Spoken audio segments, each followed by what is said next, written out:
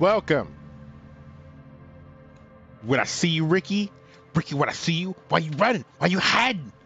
Ricky, Ricky, when I see you, I'm glad that I am, that other people who are in my circle are also chronically offline or chronically online because there's so many really specific things where it's like, okay, look, if you understand this obscure reference and you understand this obscure reference and you mash them together and sprinkle this funny thing on top of them, maybe you will understand this one thing. But yeah, I am playing two games in which my fractured psyche helps me do things. But you know, maybe that's how I live my life. You know, we don't kink shame on this channel. That's for offline.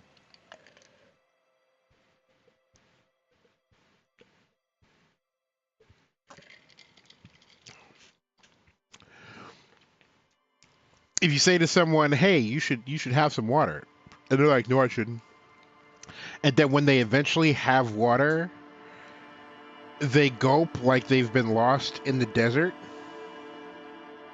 then maybe that person has ADHD. Look, I am not a doctor. This is not an official ADHD diagnosis, but talk to a doctor. Go get some health care by any means necessary. Anyway, hi Ribbon. Hi everybody. How you doing? It is time. There was a thing I was going to click on. But you know what? It's too late now. That one, that one, that one. Okay, I've covered.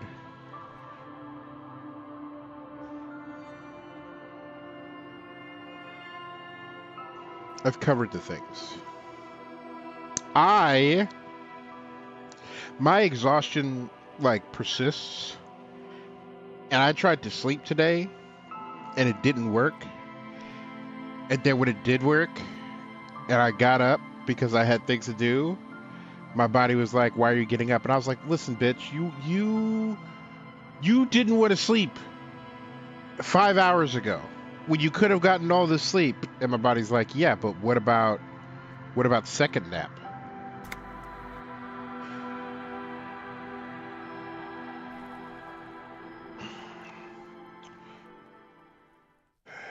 Ricky, when I see you, Ricky.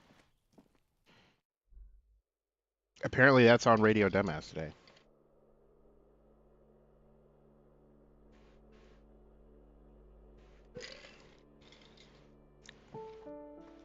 Hey, Cheese and Krakens, what it do? And other miscellaneous colloquialisms. How are you doing? How's your Friday? Find booze and drink it. I don't know if I'm going to do that to you, bud. I'm also not going to make you walk around in yellow gardening gloves. Oh, tell me about the new car, because like you mentioned the new car, but if and when you said like what type of car it is, uh, I did not observe that. Also, um, a lot of great discussions. Ooh, listen. Electric cars are great. Eviction notices and missing pets are plastered on top of each other. If you have not been inside a electric car, I highly recommend it. Flip up logic and authority. Minus authority. This box is filled with cleaning chemicals, smells of laundry detergent. Cleaner than this man has ever been. Ooh, he is styling.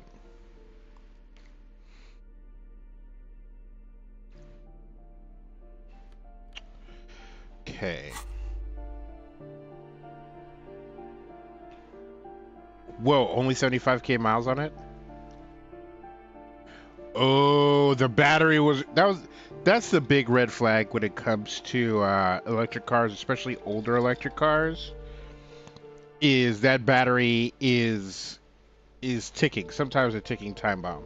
So the fact that you have a 15k old battery is amazing.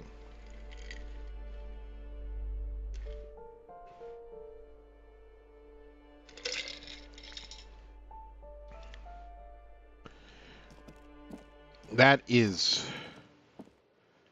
super exciting. Congrats. Someone has drawn a 5-pointed star on the wall.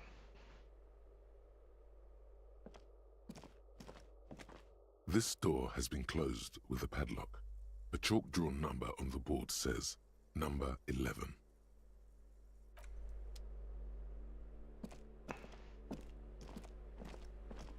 You hear someone walking around $8? inside, rearranging the furniture. The number on the panel says 10. Volumetric ship compressor. What? Bizarre scientific news from Revachol West today, where a police officer's shit has been observed at a pressure of around 495 gigadecimals. These metallic hydrogen levels of shit togetherness were thought to exist only at the center of collapsing stars, not law officials. It remains to be seen how long the shit singularity lasts. I'm glad that I'm living the fantasy of finally getting my shit together.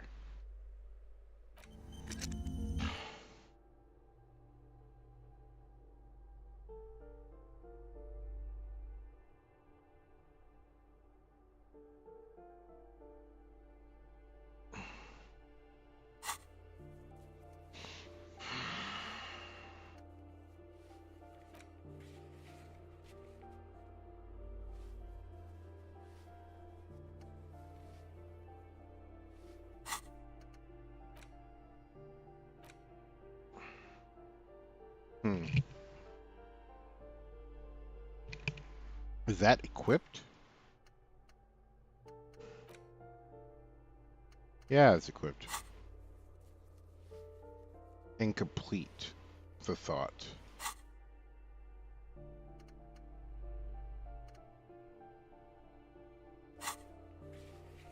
I don't know, it's feeling pretty done. Try to in your badge. You put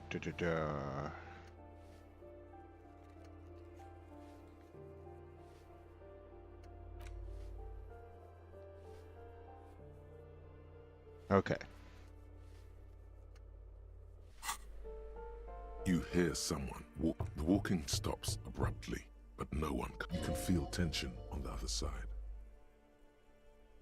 A poor communard from the looks of it. The room is barely bigger than a closet.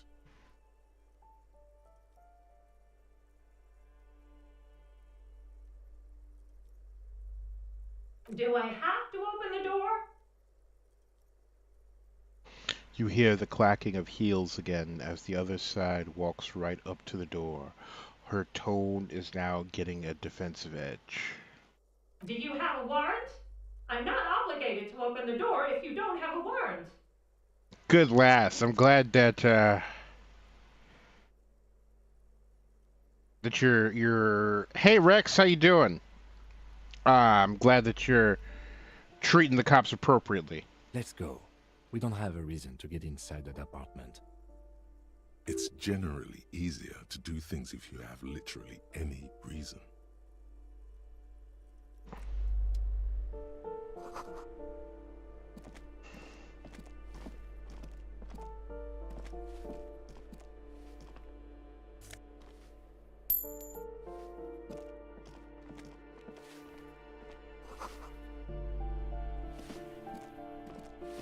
Give me a moment.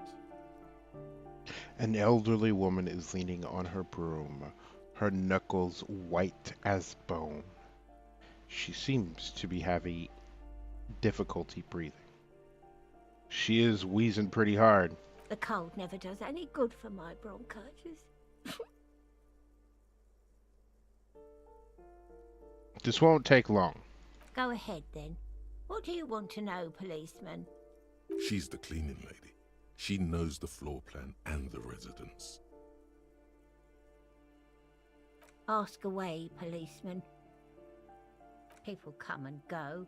They probably just moved or died, hopefully somewhere else. Oh, that one is a scientist. I think he studies astrology at the community college. Education's something to do with all those stars around his door. That's what I said. Astrology. The lieutenant shakes his head as though to say, let it go. Look, it galls me a little bit to be playing a cop, but I am going to try to use all the tricks that cops use to solve a murder. But if the game gives me an option, I'm not going to just jam up random people the way cops do.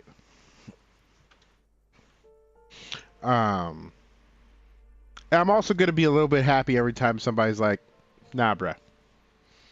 You can't get me with this, bro.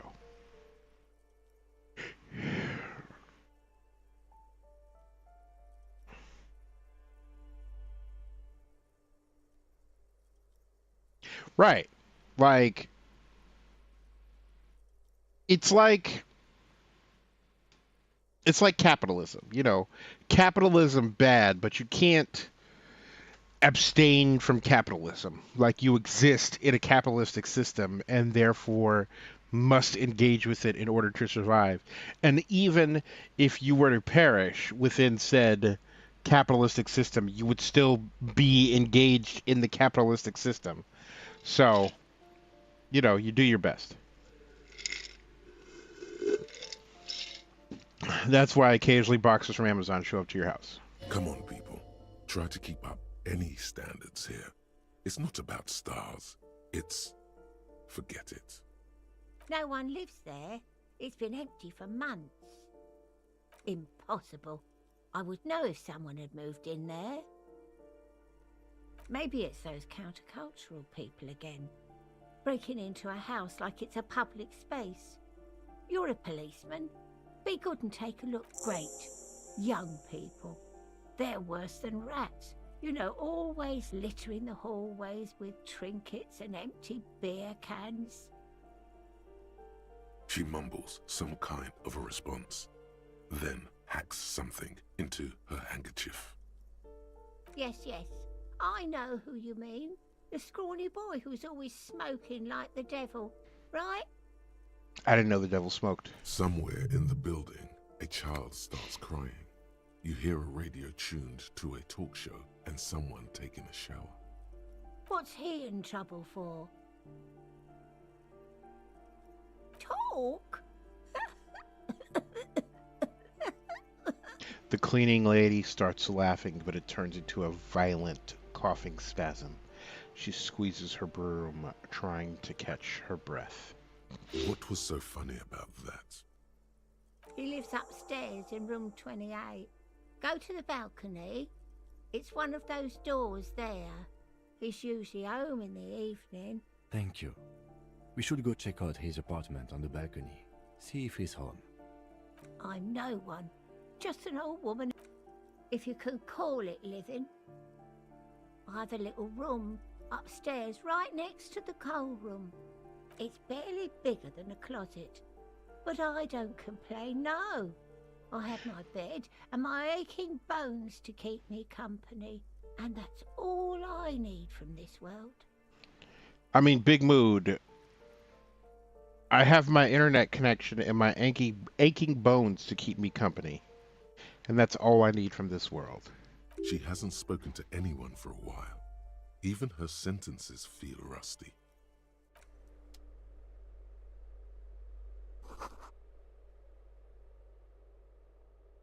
A firing squad for the rich. Alright, you've been narked out, people. Lady. You hear someone walking around inside, rearranging the furniture. The number on the panel says 10. Excuse me? Of course not.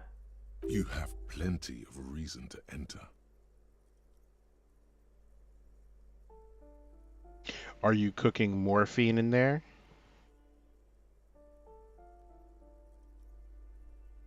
Oh, come on.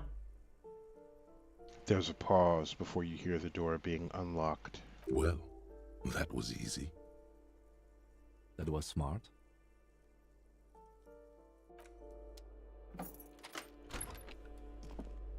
Yeah, I mean, you're shit now, ain't I, lady?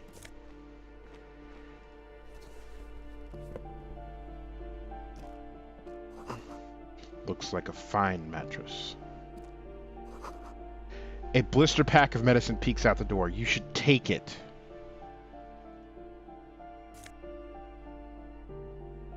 Take it. Satisfied? My name is Marielle Charpentier, and I'm an agent with Martinez Realty Associates. I am not breaking in, as I have every right to be here. The keys, see?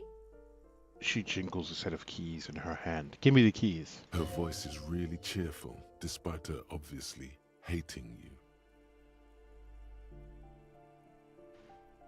Listen, any lady with a fine mattress gets points from me.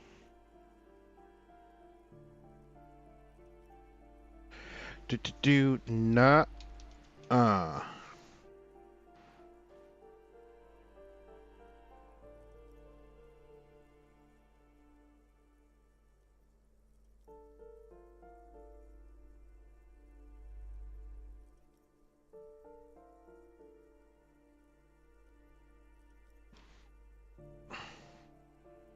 Do you want to see my ID as well? You can't legally ask for it, but why not? Want to see my residence permit too? I don't need your ID. I just need to ask you some questions. Very well, but please make it quick. I need to be back in La Delta in an hour. Oh, that's another huge mess. The former tenant owes us 3 months of rent. And again, I have no idea how stupid mistakes like this can even happen. But Ron, when he came to close the door, didn't close the neighboring door. And there's a hole in the wall. A hole in the wall. Can you believe it? And then the tenant ran off with his stuff. He's gone. The money's gone. Just like that. She's a real estate agent. So I imagine that she's responsible for some of the bookings for the apartments. I don't know how things work in France. The sum must have been puny.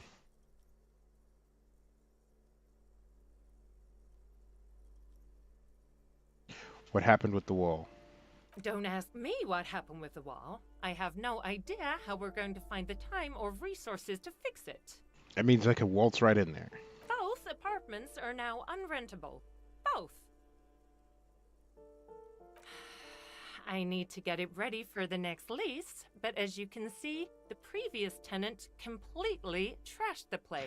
I fuck shit up too. Reprehensible. Who lived here? It was some kind of a moribund old man who used to be a business owner. You'd think they'd make rent. But that was months ago. Anyway, was there anything you wanted, or is that it? I'm in a hurry. I learned some valuable information from you, lady. Also, this isn't an apartment. It's a closet. It's a cleaning shed. Of course. But you know how in Europe they have like different words for things? It might just be whatever that is. I'll take it.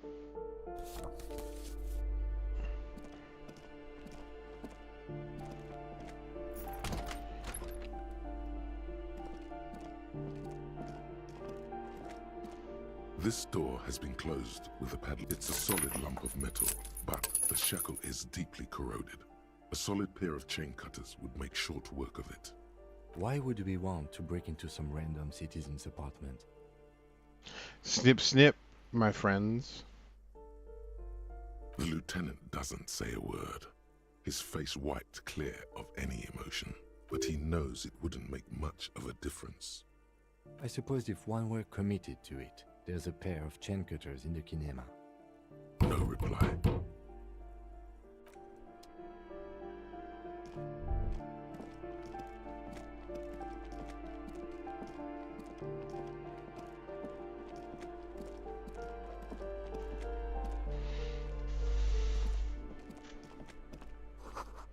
An old shoe rack, boots, sneakers, and old slippers. A loud rumbling snore comes from within.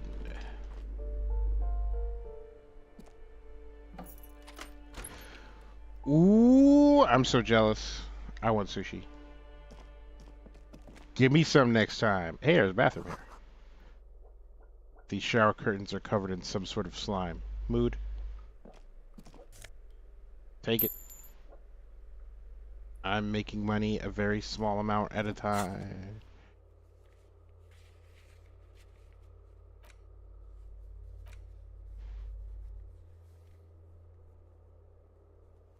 Oh, there's a map.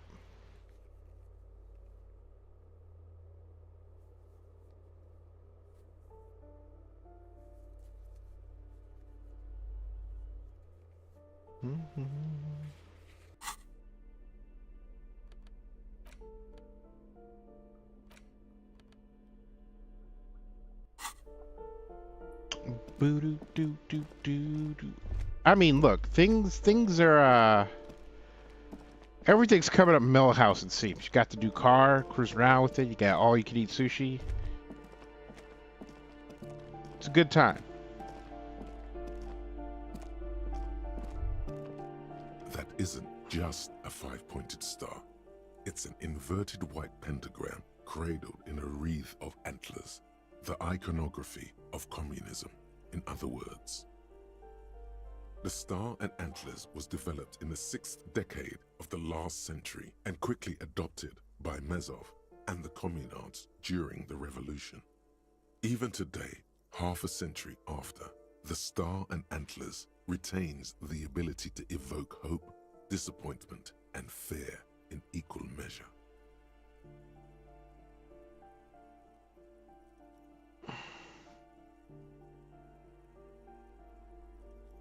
To symbolize the toppling of the old order. Oh my god, you got the painting from Nana. What is the painting of? To symbolize the toppling of the old order. Also, some social democrats were already using it. The wreath of antlers represents a natural crown.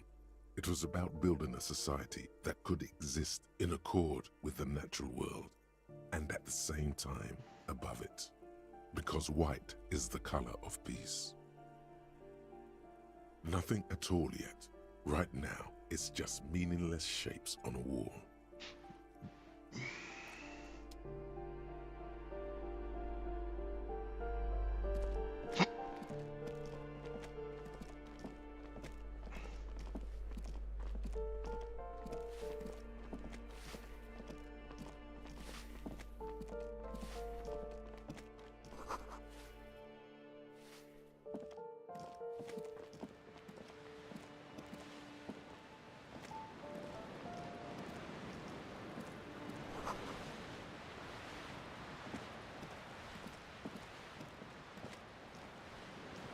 Look, that's awesome.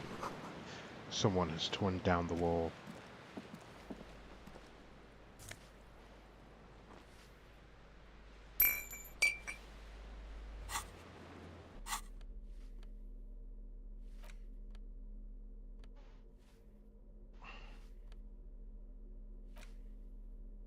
It's the ledger you found in the trash. A pitiful cabbage of white and yellow papers hanging from plastic board, barely held together by a metal clip. This sad display is made complete by the faint smell of urinal cleaner. Urinal? Really? There's a piece of toilet paper, or is it cleaning tissue? No, it's toilet paper, desperately sticking to the back of the blue plastic clipboard. It's a metaphor for you. Yikes! Listen, narrator. Below the pathetics, terror. Do not look into its blue heart. It's just toilet paper sticking to the back of the plastic clipboard. You can take it off if you want. Still wet, the toilet paper peels off the plastic easily. All you have to do is shake it off with your finger and voila! The ledger now looks marginally better. An aluminium block runs the width of Aluminium. biting down on the paperwork. Its crocodile teeth are the only thing keeping the papers together. A regular pencil, the tip worn down to nothing, has been attached to the clip. The surface is interrupted by a silvery sticker. It's rectangular, sparkling with iridescence. You don't know how you didn't notice it before. What? That thing. It's a halogen watermark. We use it for adding information to RCM property. It depends. Aside from an anti-counterfeiting stamp, mine has my station number and address. The information varies by date of issue. Maybe yours will have how many cases you've solved. How many years you've been on the force, he's thinking. It'll have that. Any capable light with the right wavelength will do. All RCM vehicles have headlights designed to reveal halogen watermarks. Mine too. This means you can read the watermarks if you just turn the lights on. Okay. While a bunch of sodden papers sag from the clipboard in your hand, it's a sorry sight. The acidic stench of rotting food has rubbed off on the cellulose. It now forms the base of the experience. This base surrounded by a faint air of spoiled meat, the stuff of death itself, and then sprinkled liberally with the citrus zest of toilet cleaner. They're not exactly white. They're yellowed in patches by sunlight and alcohol, and covered in dense blue handwriting. Ink escapes into watercolor patterns, reaching its tendrils across entire pages. The paper itself is checkered with faint red lines, forming short paragraphs. Once in a while, there's a red stamp that exclaims, "Case files commit to paper." The case files themselves are plenty. You count more than 100 sodden, crumpled up, earmarked pages falling apart in your hands. They appear to be sufficiently organized and extremely dense, if mostly illegible. Work, strife, poverty, the Jamrock Quarter. These are handwritten logs of investigations dating back to January 51, this year. The exact number is hard to estimate due to missing pages and an odd naming convention. But there are at least 20, maybe 30 cases undertaken, not completed, mind you. It's the middle of March. You have attempted 2 cases a week on average. Huh? 2 complex cases to undertake is a lot, yes. You really have to push yourself.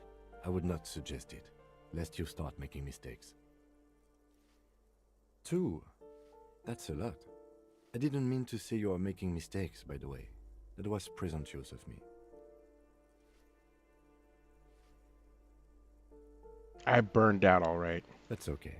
We all do, sooner or later.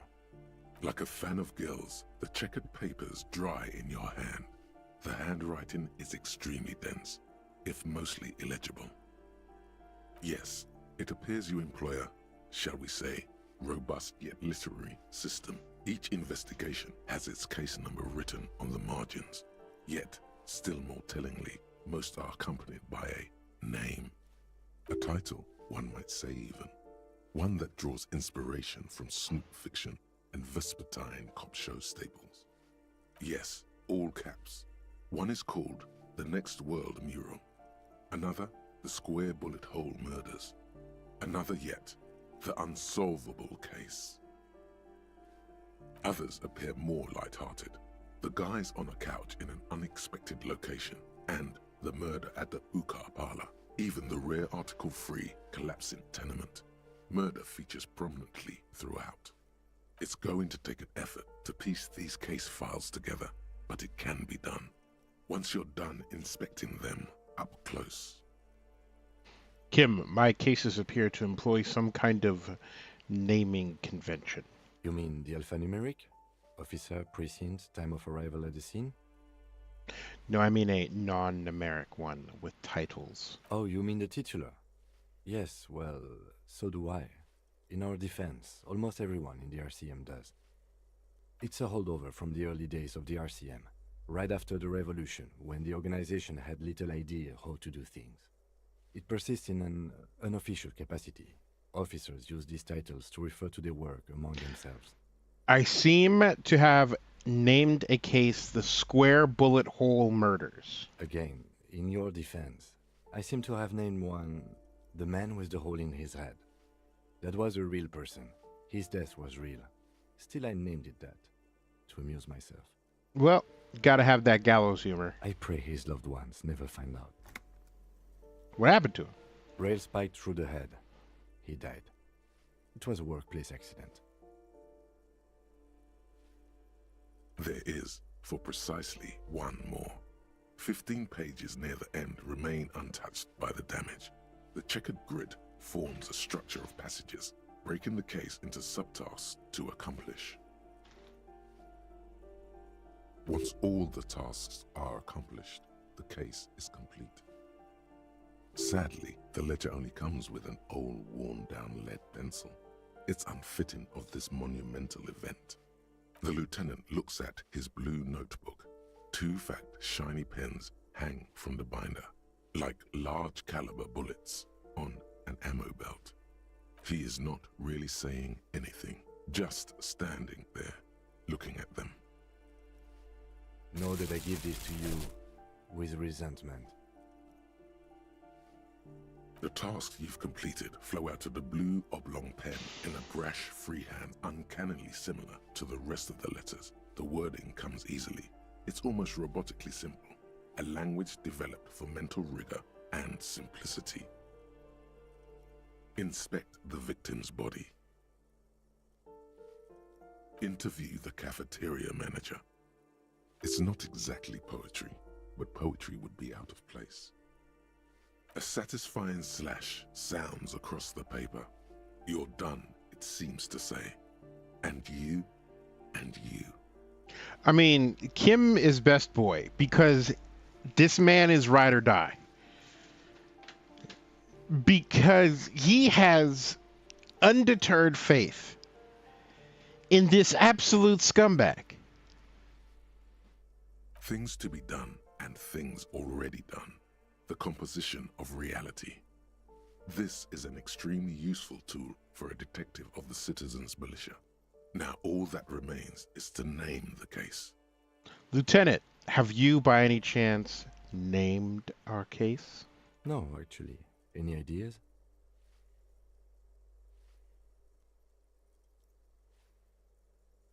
The Hanged Man. The Furies are at home in the... Listen,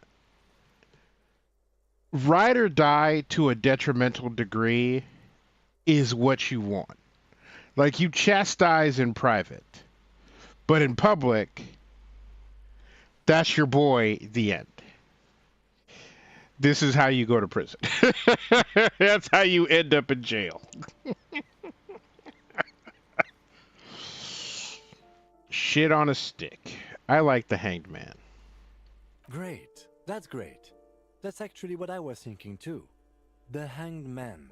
Good, strong name. We have a very good name for the case now.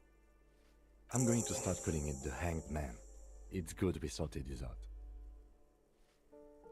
You don't exactly close them, so much as distance yourself from the smelly papers. They're a little further from your nose now. Yes, you can piece them together using the alphanumeric code on the margin. It always begins with HDB 41, then date of initialization and time of arrival on the scene, followed by the title. For example, HDB 41120111700, the next world mural.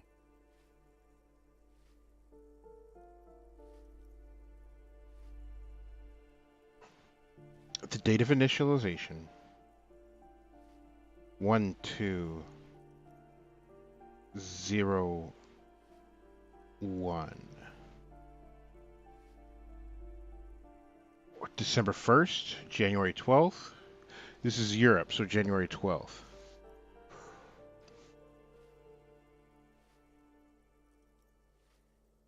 Why, yes, your precinct number is 41. Every last alphanumeric in the files begins with it. And these are your case files. It's safe to say HDB are your initials. I love that this man has had so much drink that he can't remember his own goddamn name. I got nothing here either. Logic really isn't the best faculty to have this conversation with, but it's the one you got. So sorry. Yeah, We're staying out of this business for now. HDB is bad news from yesteryear. It's shit, honcho. It takes about half an hour to piece one together using the system you've devised. Where do you want to start? It would be very interesting to read about these, wouldn't it?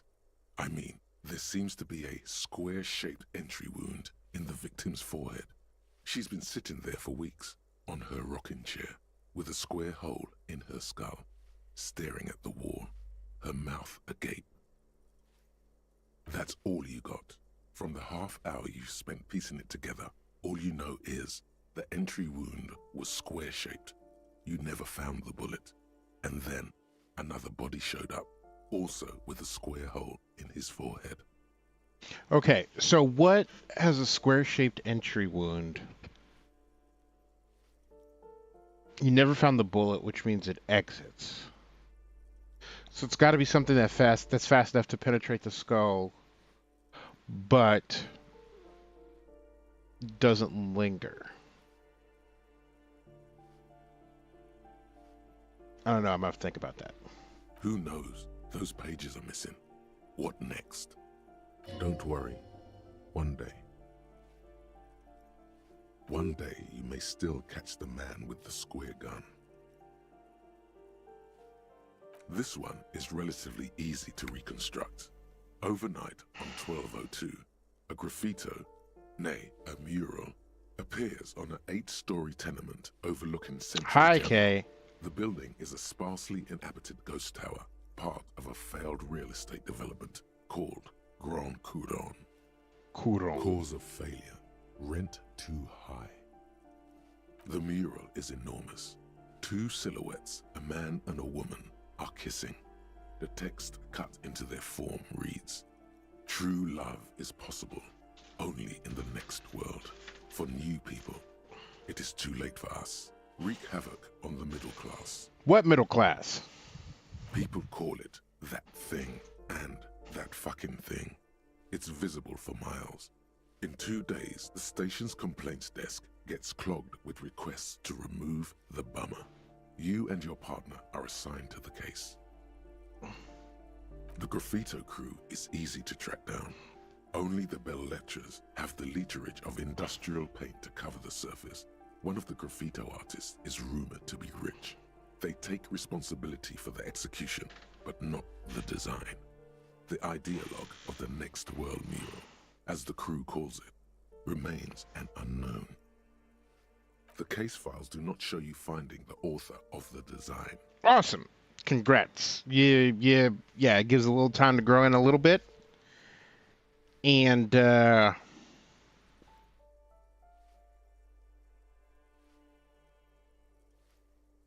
yeah, PAX is coming.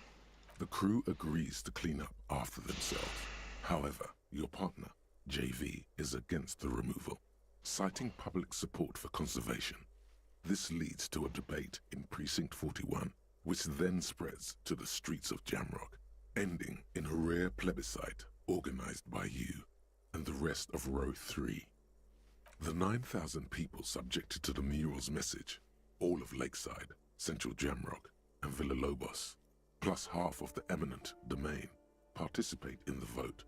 Although the case begins with what appears to be a lot of rambling on the streets as to how juvenile and stupid the mural is, given a choice between 2 options.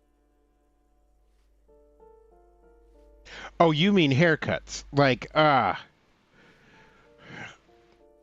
because if you were like, yeah, I'm chopping up these kids, maybe don't admit that in public.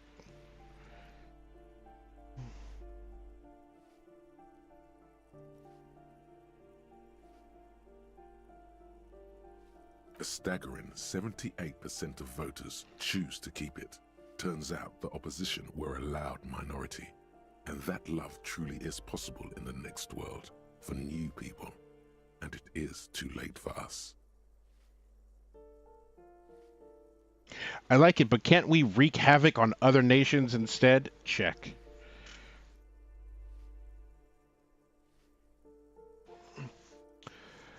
It is my prerogative to only admit to crimes that are beyond the expiration of the statute of limitations. Um, Partly to gin up a persona of, the rule breaker, the law breacher, but also to mock the local authorities and highlight their inability to prosecute such horrendous, damaging crimes such as jaywalking and file sharing.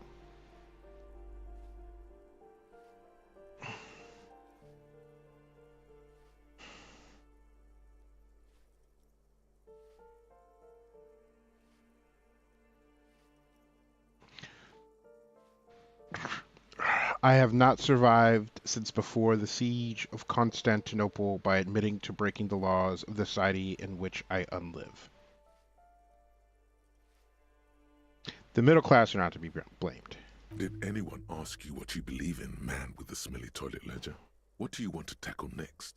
Or are we done? I did not expect this ledger to be this much of a rabbit hole for anyone interested. AKA Leslie and Burke. AKA the public indecency drunk and the property damage drunk is a cursed case. It has been passed from unsuspecting officer to unsuspecting officer for 10 years. On January 29, the unsolvable case made its way to you. Why you accepted it, it is unclear. Every officer, and indeed most civilians in general, know it's unsolvable. That's fair. Assume literally everything in the game is a rabbit hole. Leslie will always take his pants off when he's drunk. Burke will always trash everything. It's just what they do. It is their nature. You cannot change the nature of a man, and you can't lock them away because public indecency and small-scale property damage are not punishable by incarceration. Cannot change the nature of a man. The only way for Leslie to stop flashing his genitals to bypassers and for Burke to stop dismantling signage and rear-view mirrors would be for them to stop drinking alcohol, which in their 40s or 50s, it's hard to tell because of their distorted features. I am an official police officer. On par with you ceasing to produce somewhere either in France or somewhere where they speak French.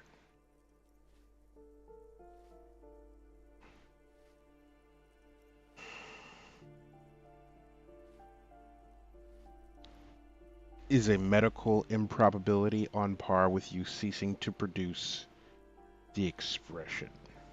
Proceed. Threatening fines, dragging them to the station, locking them up in the hellholes they live in, locking them up in the station, hypnotherapy, even trying to get the local gang of Zemyaki to take them out. The Zemyaki gave them ethanol, so Burke and Leslie would expose and rampage even harder. You tried it all, and still the complaints wouldn't stop, as they hadn't stopped for 10 years.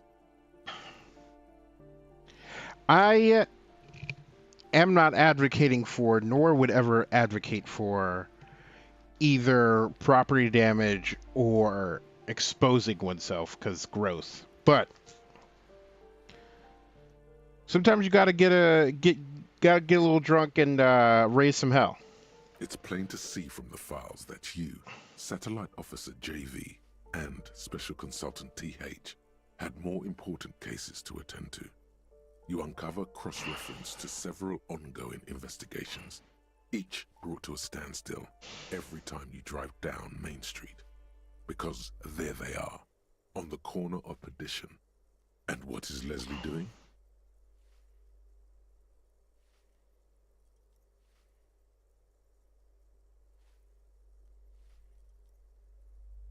Good, you're learning.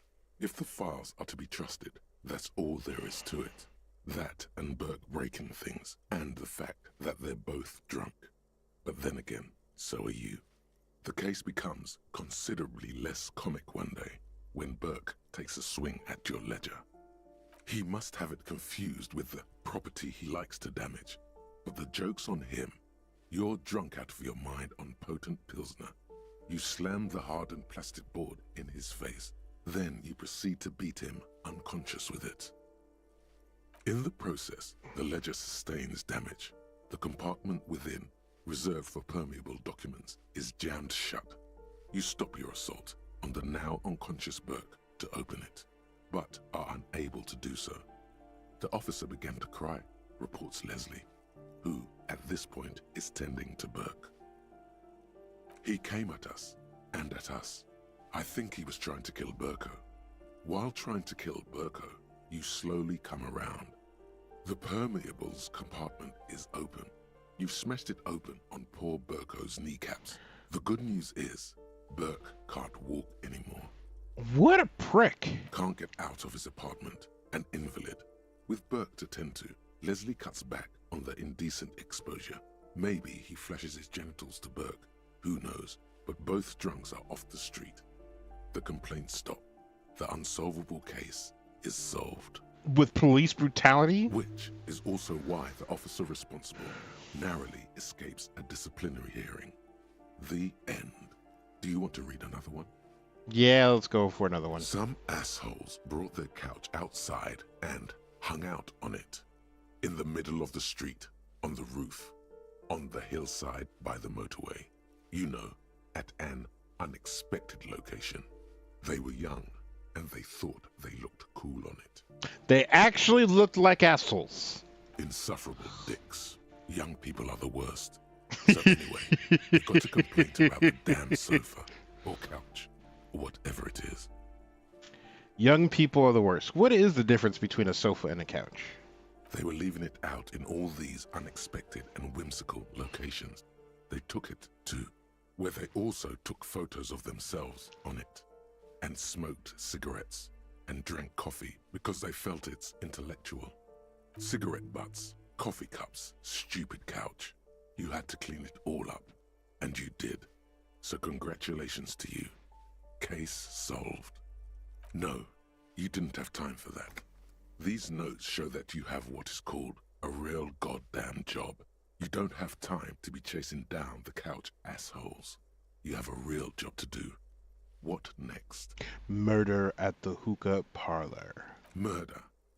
Tum tum tum at the hookah parlor was a case originally assigned to an officer called Joseph Mills, who is now dead, of circumstances completely unconnected to murder at the hookah parlor. Yanks.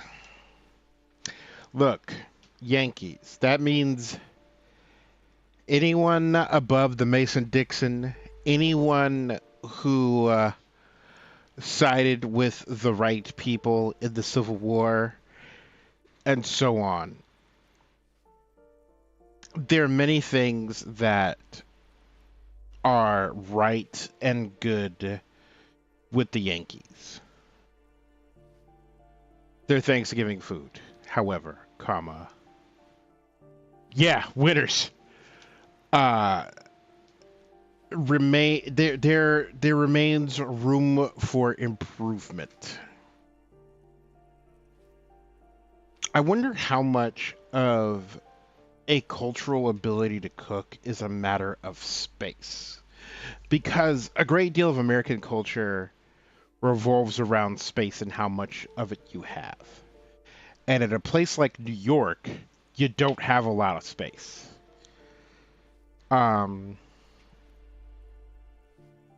So maybe your ability, whereas like in Savannah, Georgia, in Mobile, Alabama,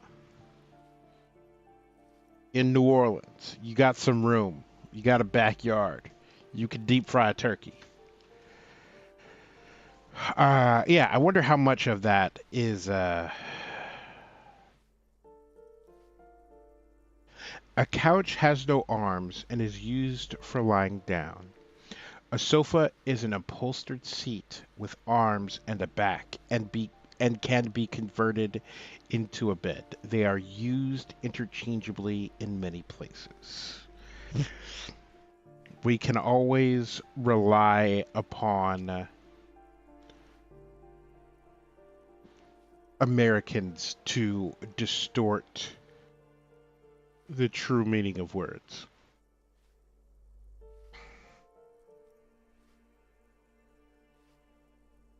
Beaten to death by a throng of Villalobos gang members when him and his partner JM, only initials mentioned, answered a call one night. It's a sad story, and it isn't really represented in your case files. Yeah, today I Stop learned. stalling and get to the murder at the hookah parlor. That is definitely going into the Mind Palace. And by Mind Palace, I mean junkyard where a palace once stood. Joseph Mills was on this case that he just couldn't solve, was doing it solo, said it was a real nutcracker, a real brain twister, was on it for, like, a month. The captain got impatient. Shit or get off the pot, Mills.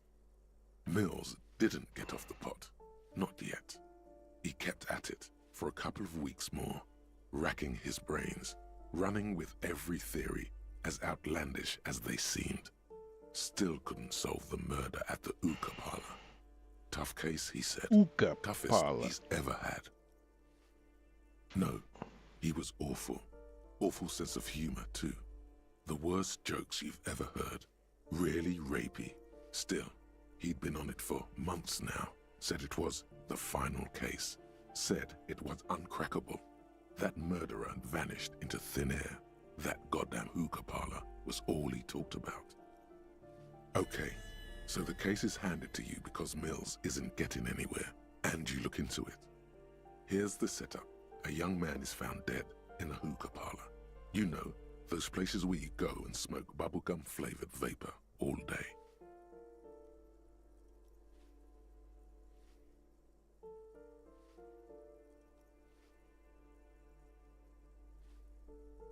Yeah, really lame. So anyway, young man in his 20s found with his skull busted open, right on the floor of the hookah parlor, in the middle of the day. No one else is in there, only client that day. In perfect health too. Some kind of movie producer. No one enters, no one exits. He's just sucking on his watermelon hookah all morning, all noon, like he usually does. He's a regular. No calls, nothing. Just sucking on the hookah until 15:45. Then bam, he's dead on the floor with his skull busted open, blood everywhere. What happened? How can it be?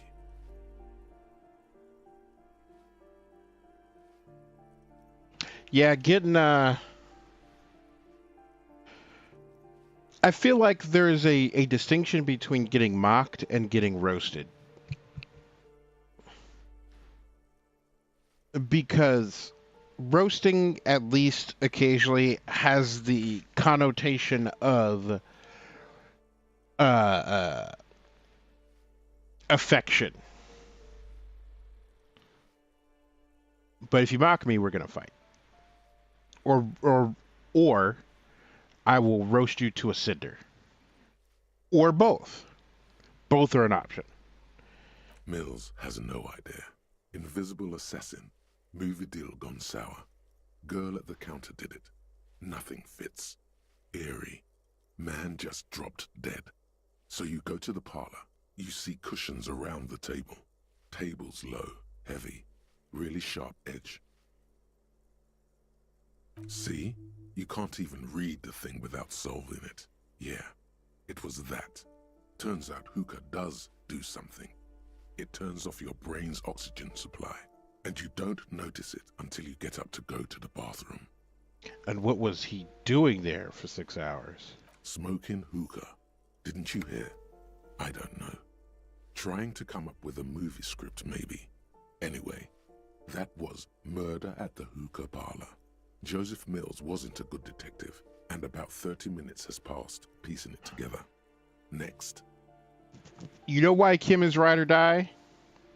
Because you've been standing in a dingy apartment for 4 solid hours reading this ledger, and this man has not complained once. Not much has changed in the meanwhile.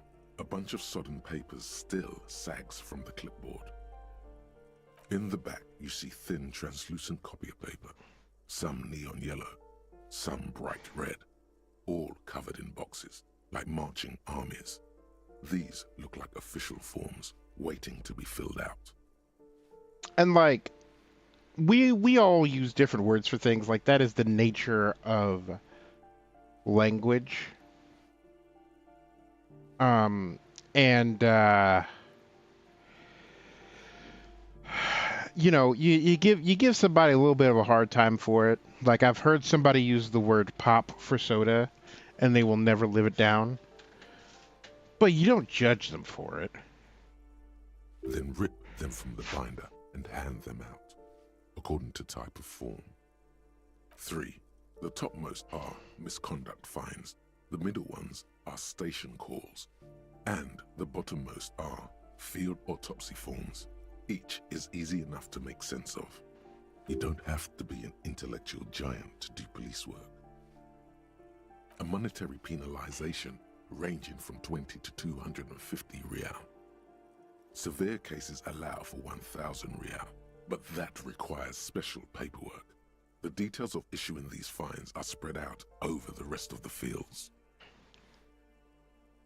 I can issue fines and then embezzle the money. But they appear pleasantly vague. These are quite sinister in tone. They give a date and time for the person to appear at the specified precinct police station. Below the call are the criminal charges you risk by not appearing. A dozen pages of thin copy paper, bright red in color. You see the parameters of a deceased human form waiting to be filled in. Age, sex, condition of internal organs. Yes, all that remains now is to fill those forms and hand them to people. Fines for wrongdoers, interview requests for bad guys, and field autopsies to dead guys. The rest of the stinking cellulose is much worse for wear. Being sandwiched between the board and the rest of the paperwork must have spared the fragile copier paper. It's made of dark blue plastic, hard enough to beat someone to submission with. The edges are rounded, however. The U4 size board feels thick and heavy in your hand. Light shimmers on its wet surface. On the back you see the embossed letters, RCM. Something rattles inside, ever so lightly. I bet you it's his badge. A hidden compartment. Permeables. It's not hidden per se. The compartment is made for permeable materials that would get damaged if something happened to it. The plastic shimmers like lapis lazuli, but it is not see-through. You cannot see to its center. Blue. The blue heart. Don't look into it. With your hands, U4 sized pages hang from the clip screwed to the top of the board.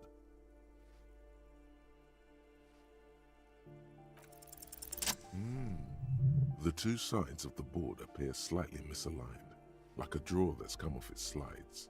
If you bend the plastic on your knee slowly, the slides snap back into place. It should be possible to just, without resistance or sound, the two panels move against each other. The compartment is now open. 2 ticket stubs and a handmade postcard. Fucking kill yourself, you asshole? What? 2 octopuses are smiling, reaching their tentacles toward each other in the colored pencil drawings. The tickets permit access to the zoo in Revachol East. The aquarium costs extra. These let you go there too. Thin wax paper has been glued to a piece of cardboard. Sounds like leaves rustling when you pick it up. You see violet flowers, floral patterns, patches of glue. It smells of chewing gum, apricot flavored. A touch of cinnamon, the end of summer. You think the label says tutti frutti. Familiar handwriting lines the inside of the card, looped, round letters in a woman's hand. A young woman in her 20s. There is care, effort, and a smile. You think, although that is not something you can read from someone's handwriting. Harry, it begins. You're already reading.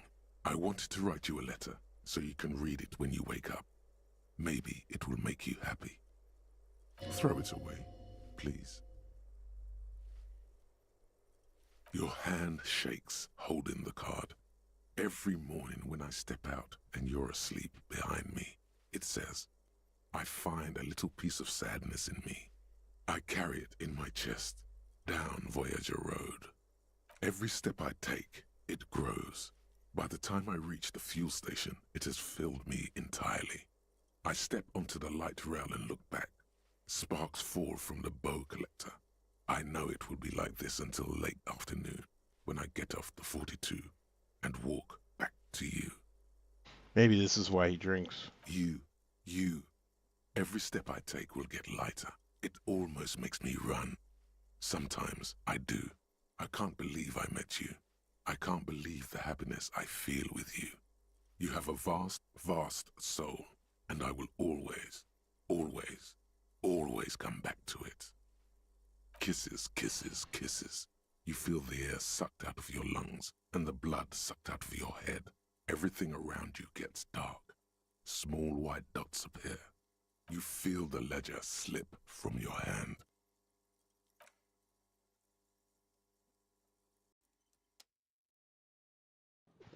What the hell? Did I die?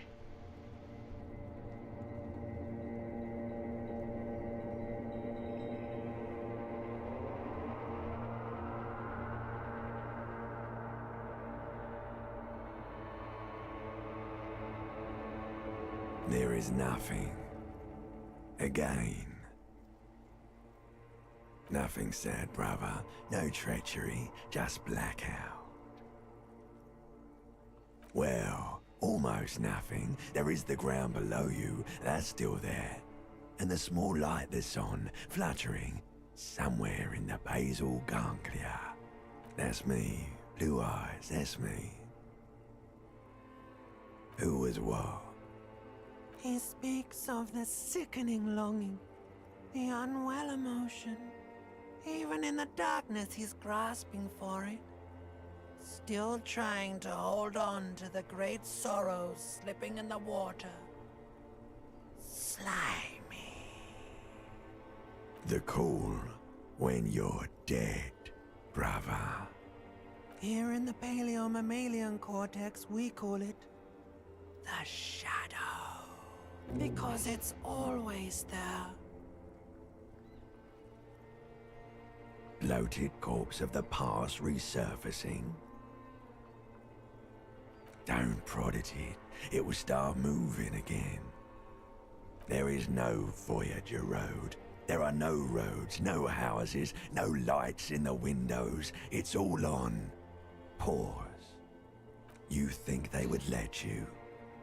Until you disintegrate into biomolecules. No.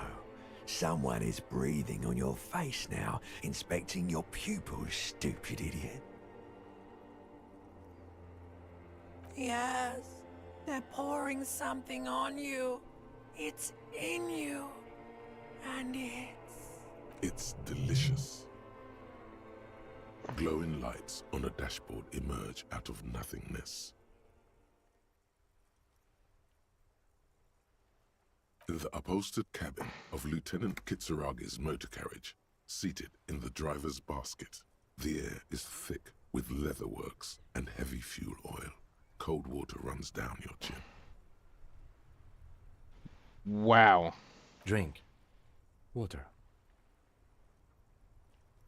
The water is cold, silvery, the stuff of life itself as it pours down your parched throat. The pounding in your head recedes. The darkness parts. Kim's a good guy. Drink. You haven't drunk water in 2 days. Did you know the human body is not made to survive on alcohol alone? You need a secondary form of hydration. The audacity to call water a secondary form of With hydration. greedy gulps, you down half a liter of cold water. Some of it spills on the driver's seat. The lieutenant pays no heed to it. What happened?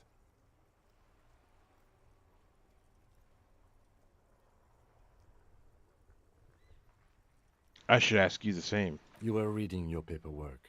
Then you passed out. I carried you to my kinema to take you to a hospital. Then you came to. 10 minutes, maybe.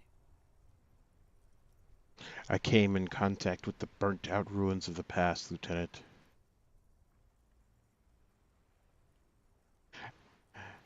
You know what? We're gonna trauma dump on old boy Kim.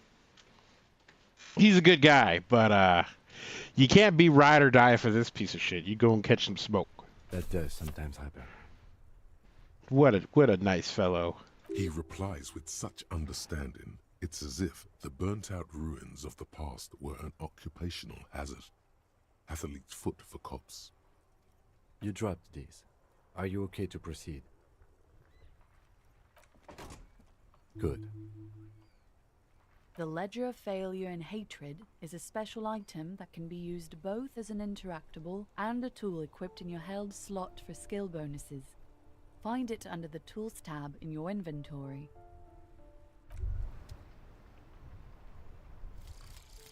Hobocop. This art is Technically, wild. He wouldn't be a cop anymore, but a hobo.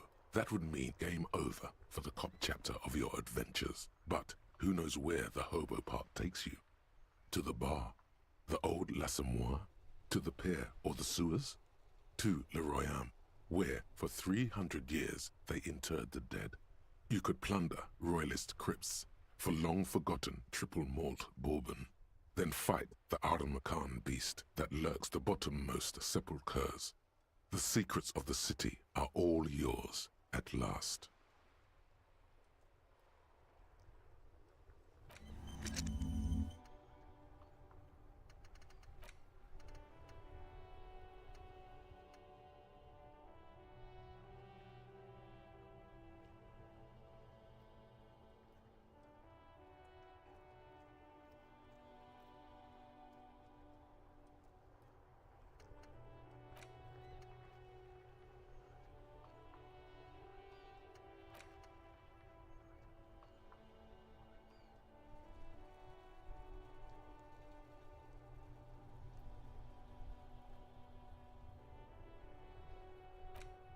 Okay.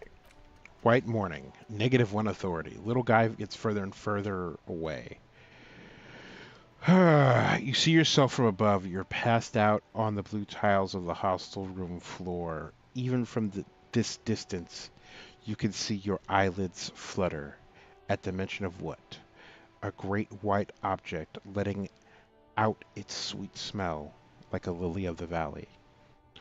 This little man's forgotten its name, but he still remembers the feeling. And look, he moves. The feeling animates him. He instinctively reaches out for the feeling's best friend, a bottle of Commodore Red. He puts on his disco clothes and gets smaller and smaller.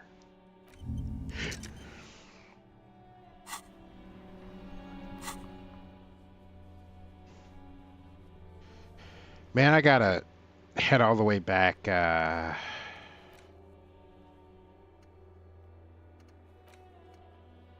do that some more. Talk to the smoker on the balcony.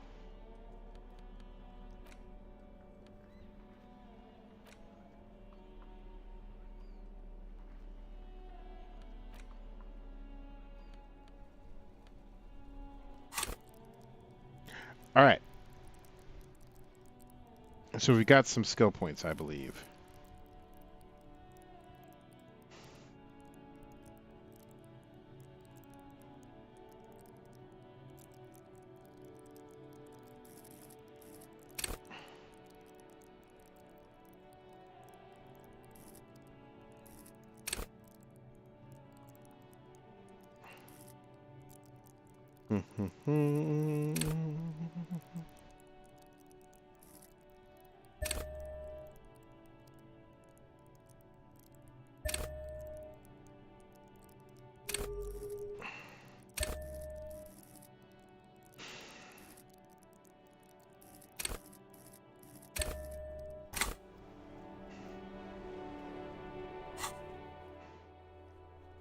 Map.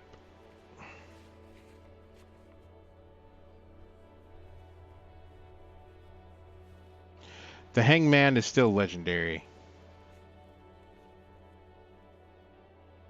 I'm gonna come back when I have a little more endurance. There was a thing I was gonna do.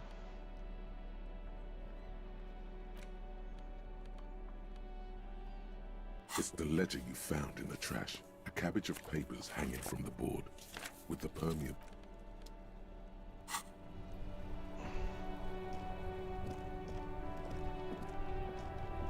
Gonna turn on these Inside, lights. You see a set of steering levers, a radio microphone, a pull-out toolbox, and the soft glow of the fuel preheater gauge. All right. Ready? I turn, you press start. It's next to the preheater. He's downplaying his excitement. The lieutenant is more than happy to show off his precious carriage. The dashboard lights up with orange glow. The rounds per minute gauge jumps, and the engine of the Caprice Canadian comes to life with a whiny growl. The lights unfold with a little click, casting electrical light onto the ground before the vehicle. There you go. I'll turn them off from the remote once you're done. We just need to stand in front of the machine now.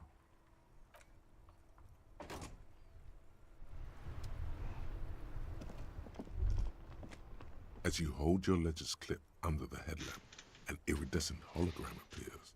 A street grid and the veins of a great river. A familiar sensation washes over you. There she is. Revachol West.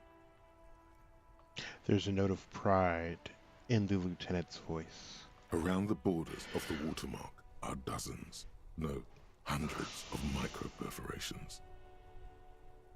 There are many of them, and they are divided into 3 separate rows. The first row has 18 dots. The next is the longest. It runs all the way around the border, and then some. There are so many, it's hard to count. More than 150, at least, maybe even 200. The last row has 3 perforations. That's it. Those are perforations. They represent your record as an officer of the RCM. They are your statistics, as it were. I should have guessed you'd keep a record. Officers often do. Let's take a look. Alpha male officers who are proud of their numbers often do. It's meant. The first row represents your years of service. 18 years. Okay, not bad at all. What did you do before you volunteered? I walked the land telling whores and liars of the end to come. There are 9,855 days remaining.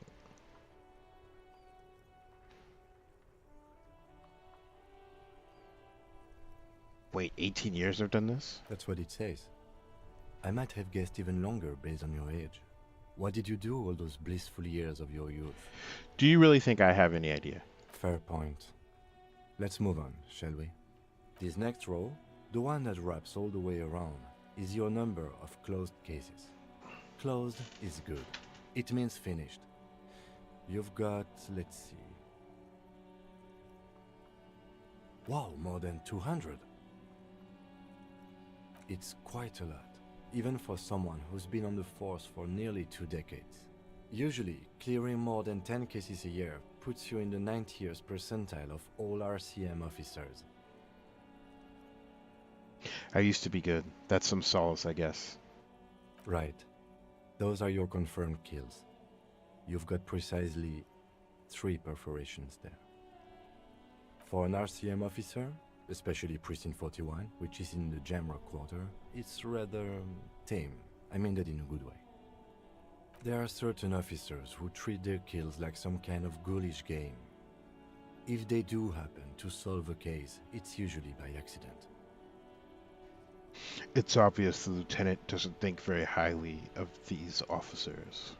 But it seems as though you are, or at least were, one of the good ones. So we have that to be thankful for. How do you handle the strain? Everyone has their own method of coping. Some more effective or self-destructive than others. Personally, I find it helps to keep up a few hobbies. Like what? Oh, this and that. Let's not get into it now. Why not gardening? You've already got the yellow gloves. It's meant in earnest. Please don't mistake it for a jab. The lieutenant nods. The rectangular watermark is overlaid with the logo of the RCM, and yet the major arteries of Revachol are all recognizable. They shimmer in the Kanema's headlights. A rat brazenly darts past you and disappears amongst the stopped lorries. In the distance, a child somewhere shrieks. A woman reprimands her in a voice no quieter than the child's cry. Ah, Martinez. Let me see. Right here. His fingers near the top of the map on a segment of coast jutting out into the great ocean. No, it does not. Right. I'll go turn off the lights. You can now see your statistics on your journal page, to the right of the task description. Name unknown. Rank unknown. Communist, fascist, ultra-liberal, moralist. Good cop, bad cop. Honor. Years in service. 18 years.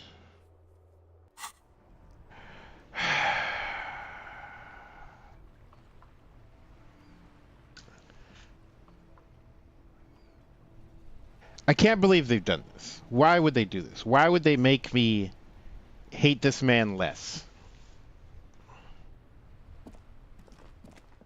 Jerks.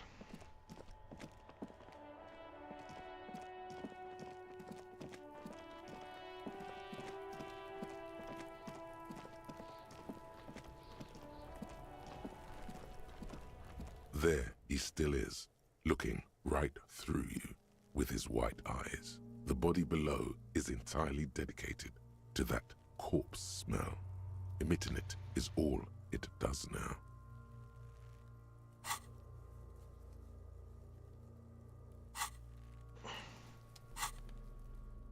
Throw them gloves back on. Savoir-faire is everywhere.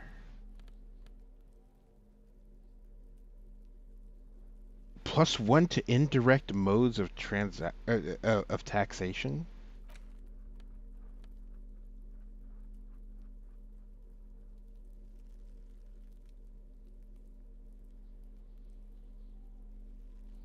Okay. Like he stores milk on the door.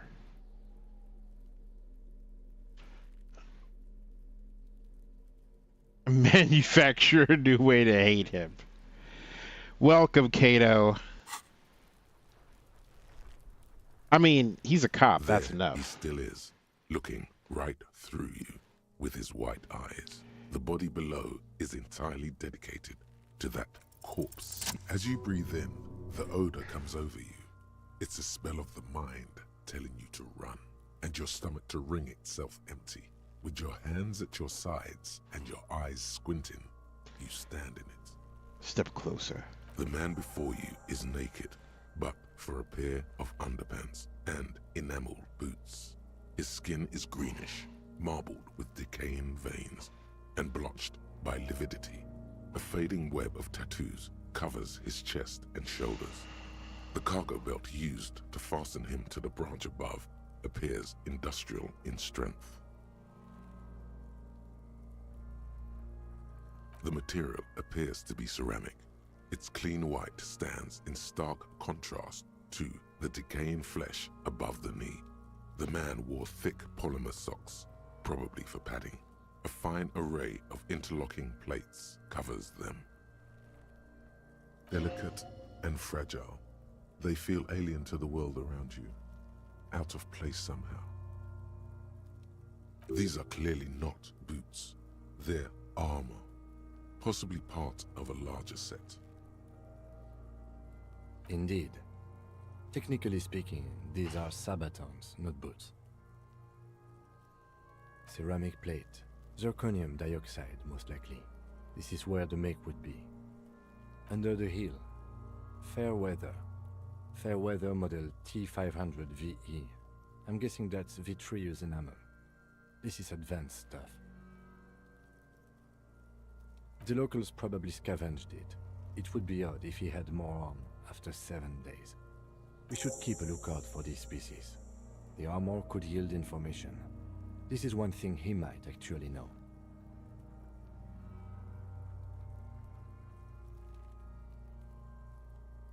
The Sabatons dangle off the man's decaying form, ageless and synthetic.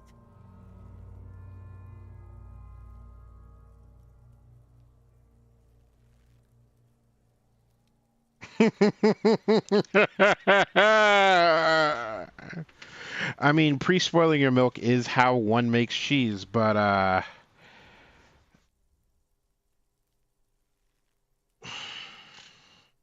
so I know, I think it's ricotta, but there's a homemade cheese that's just like you heat milk, you dump vinegar in it, and then like you stir it, and then you drain it. And someone at some point must have heated milk, poured vinegar into it, and then started to drink it as it coagulated. And I don't know how I feel about that person. All I know is that I am immensely repulsed. It is. It's expensive. We've requested similar material for our tactical units for years now. The constabularies deemed it too costly. In that time, we've lost 6 men to semi-automatics. For a full set, about 4 years of wages. Like $500,000? For the northwest region of Revachol, an officer's average yearly income is 5,500 real, unadjusted for rank. Okay, so 20 plus 20 is 22,000 real. As a wage, it's regrettably small. But for a piece of hardware, yes, that's a lot. That's for us to find out. My initial report on the area suggests he was a security guard for the harbor company, but that's just hearsay. I agree. This equipment is way beyond what a guard can afford.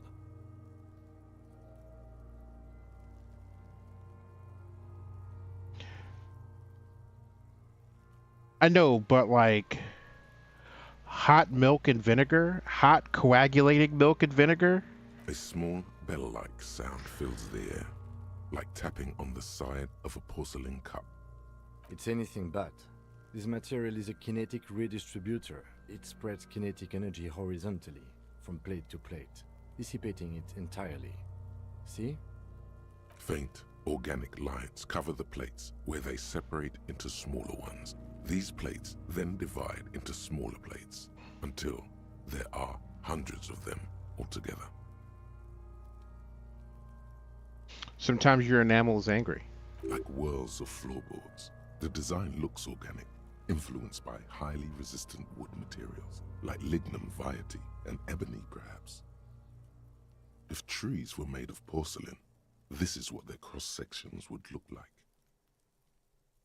The smooth, glossy surface fractures into ever more intricate interconnections, peaking on the right sabaton, where you notice. The whirls are in the shape of a letter and number combination, E50, 100, 1000.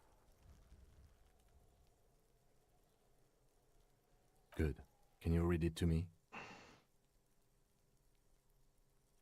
He tips the drying ballpoint of his pen on his tongue. X5415 6745 678222.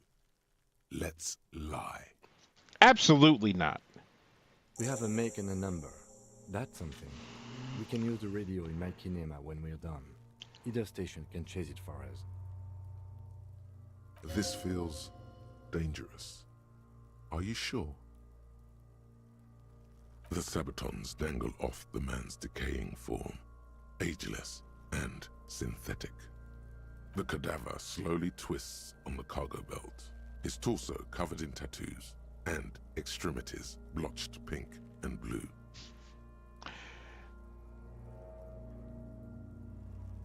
No, rennet is an enzyme.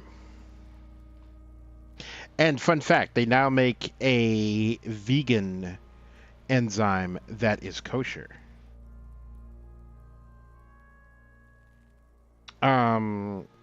But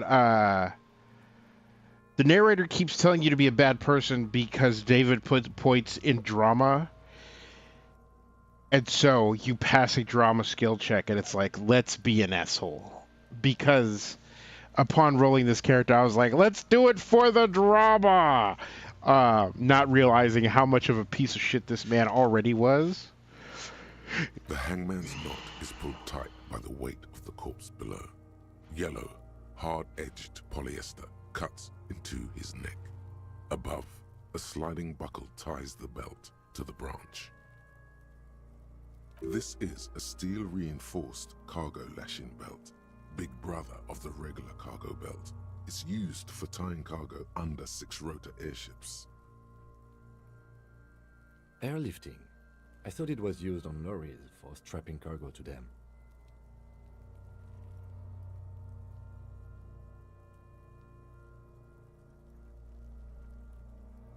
The local harbor uses 6 rotors to shuffle containers around.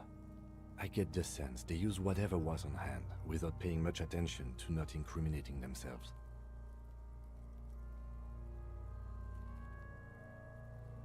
I was afraid it would be. Thin steel wiring, parallel strands. This makes getting him down more problematic than I had assumed. A noose is one of those things that's easier to use one way around. That ladder can't carry a grown man. I didn't see any splintering either, did you? I think they lassoed the branch, then pulled on the belt to close the buckle. Could be. The shape of the branch supports the theory. The brief suggested as much, politically motivated by the ongoing strike. Did you not get a briefing? My past has undergone total annihilation. Nothing remains. My mother, the love of my life. Certainly not a briefing. Okay. You should Yeah, I ask me remembered for to one think the first correctly. moment we get. Rennet is an enzyme. The cadaver hangs from the cargo belt, limbs limp and torso covered in tattoos. An intricate web of blue lines stretches across the torso, from the right shoulder to the solar plexus. Each time they intersect, a small white star is formed in their crossing. Hundreds of fading asterisks riddle his skin. Their concentration is highest around his heart. His corpse is marked by stars. What will mine be marked by? Alcohol and heartbreak.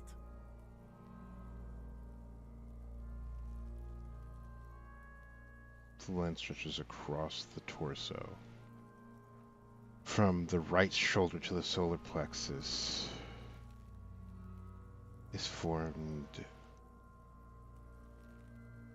Is this a microelectronic system? I have only a cursive knowledge of the science of cybernetics. I would not know if it were. But it's not quite complex enough, is it? We're missing something here. I agree. A sudden ring fills the air as the lieutenant pulls down the zipper of his orange jacket.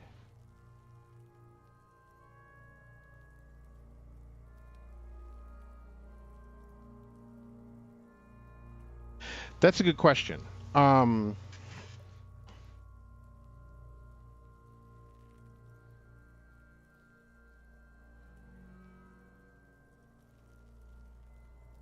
So you would use vegan rennet to make kosher cheese.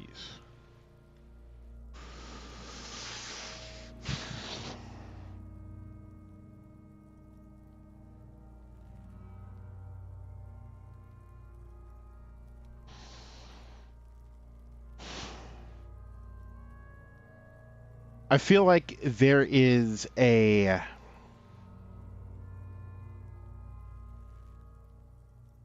some sort of plant-based protein.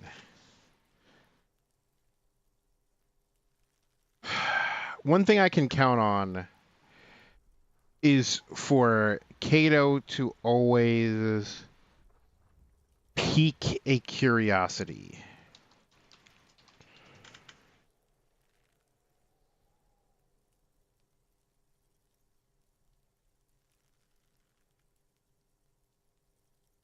All right, Wikipedia.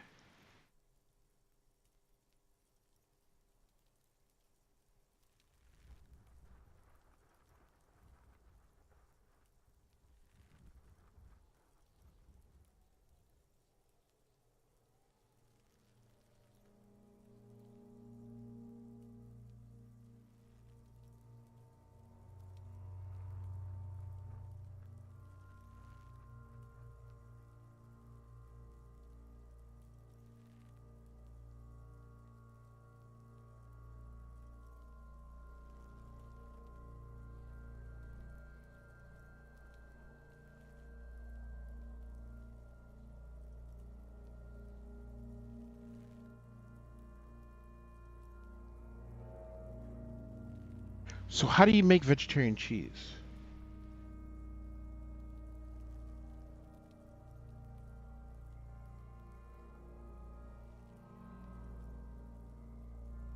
Yeah, it's a coagulant.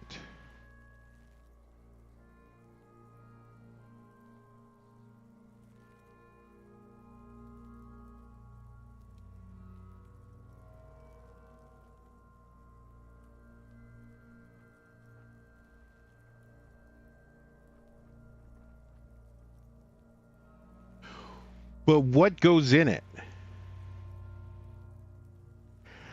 God damn it.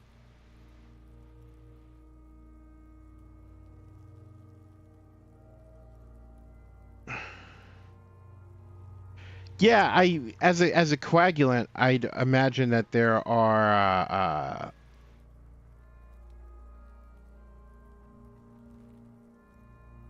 medical applications for it.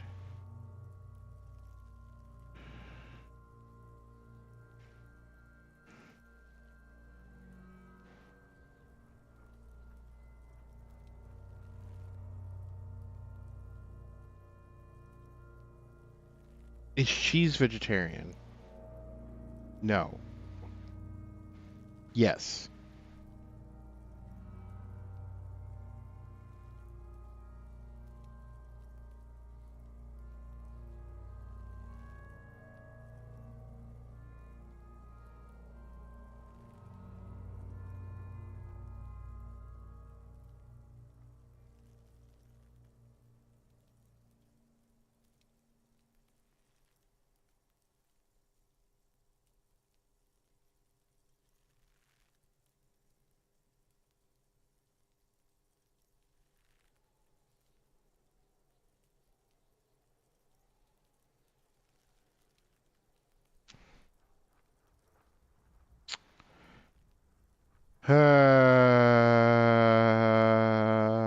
Oh, internet.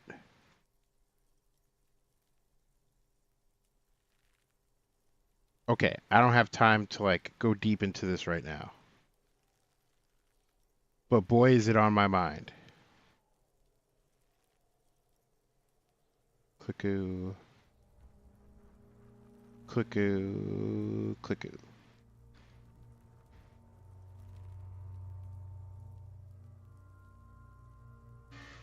Because what is vegetarian cheese made out of?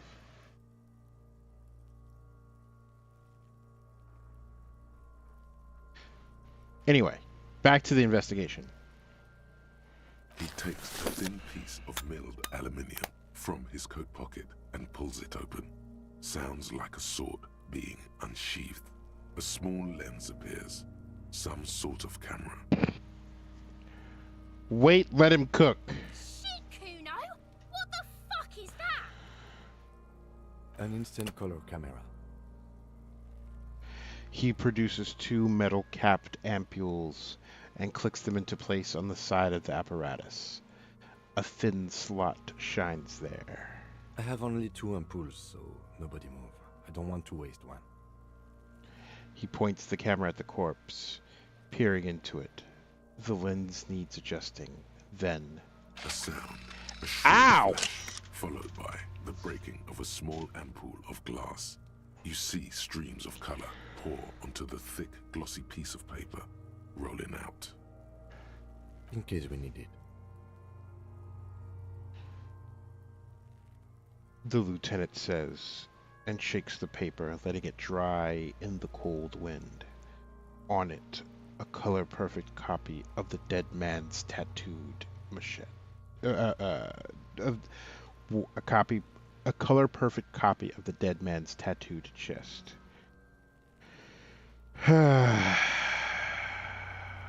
Yes, it is pretty cool, isn't it? It contains insight to the victim's person. By his build, I'd say this was a man of physical violence. The story he wanted his body to tell was important to him. It is his letter, to us. Someone should decipher it. We'll need to show it around.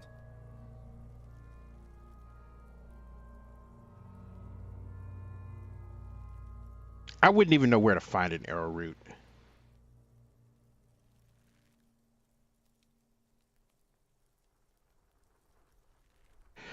Yeah, like, okay, so Rex says vegan cheeses are 100% animal-free and made using vegetable proteins. Usually they're made from soy, nuts such as cashews and macadamias, and vegetable oils such as coconut oil. You can also find cheeses that derive from agar, tapioca, peas, and arrowroot. So,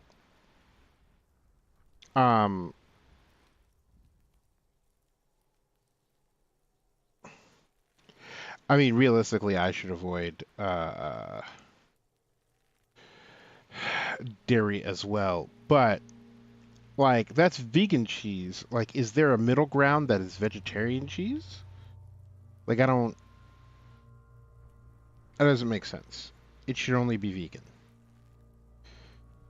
So why is there's all this vegetarian cheese nonsense?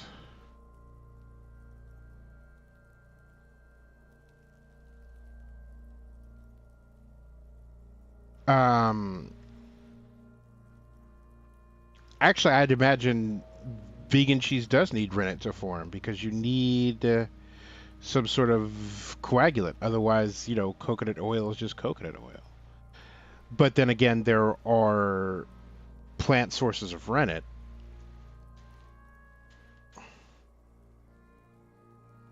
Well, in the long ago, rennet just came from animals. But now there are plant sources that can be harvested for rennet. Sure. Just don't lose it. He hands you the piece of rolled up photo paper. It's no larger than a pack of cigarettes. Yeah, vegan cheese is vegetarian by default, but is there like a vegetarian cheese that is not vegan? Is what my brain is not wrapping around. I mean, vegans, vegetarians, and meatitarians can all eat vegetables. The glossy-eyed corpse looks by. Realistically, we all could stand to eat more vegetables. Rainbow on the photo paper, teeming with opportunistic organisms.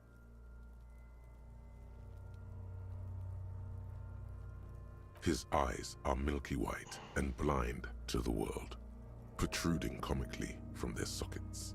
There is no one home, just subaquatic terrors there. Dark brown hair grows on his head. His face is ready to explode from the organic processes inside. The death's head grin has passed. What remains is an unrecognizable mess.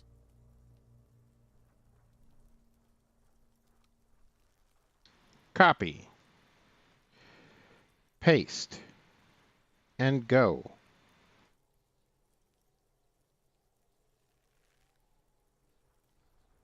Okay. Difference between vegan and vegetarian.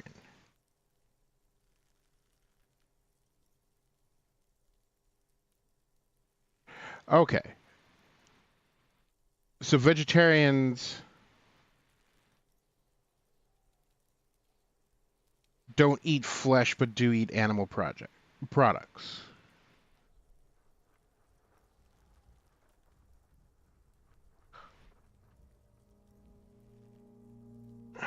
Okay, now I'm getting it. So there are different brands of vegetarians.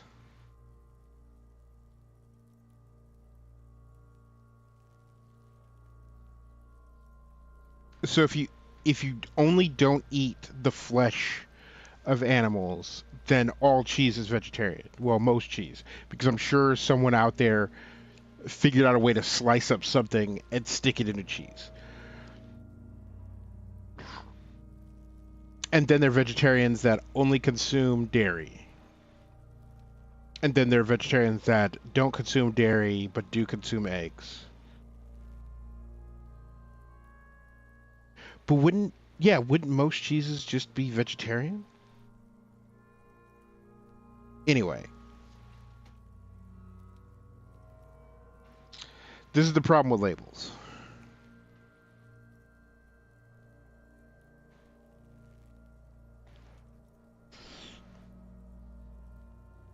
Dark brown hair grows on his head. His face is ready to explode from the organic processes inside. The death's head grin has passed. What remains is an unrecognizable mess. Tell me, who are you, dead man? I'm gone. Where have you gone? Into the wild pale yonder. ¿Dónde está? In the past. Way out in the west. I can see you're gone, but who are you? Ahaha! There you go. You gotta chop up the cow stomach to get to the rennet. So if you make cheese with with plant, then that makes it vegetarian. Same thing with that's also why regular rennet is not kosher per se. I'm a joke. Look at me. There's nothing funny about you. There is nothing funny about jokes either. I disagree. Yeah, vegetarians can eat like the softer non-rennet cheeses like Moz and ricotta and farmer's cheese and something else that I can't remember. Who were you when you were alive? A killer. A motherfucker. And a killer. Rude. I have another question for you. Go ahead, Cobbo. What is happening? What do you mean? I'm talking to you. It's the power of your... Black, frothy liquid starts bubbling on his lips. Imagination. Yeah, man! Don't be crazy! Inanimate objects and dead people can't really talk to you. Your wild imagination is doing this. Ask some more of those questions you love so much. Listen, Ty, no one asked you. He loves those. Why do I love questions so much? Because you're a copperoonie. Look at all of them go. Do you want more questions? Give me a comical amount of questions. Coming right up. Copperoonie, Rooney. This is getting upbeat now. Why do I feel like I've forgotten something terrible? Because you have. Who killed you? Love did me in, Brother Copo. It was love all along. Can you ask me a question? Or can you ask me a question? Sure, Lobo. I can ask you a question. Why are you doing this? Looking at my face, motionless. Looking into my eyes. Standing here. Why are you investigating my murder? Maybe this will lead to something indescribable, unforeseen, miraculous?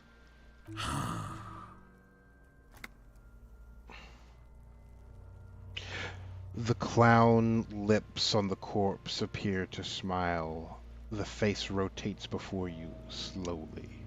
Something is on its way. Something hidden. It's coming. A miracle from the northwest, and it's almost here. You can feel it in the air, on your hands. The cold spring air smoothing them over. Enough.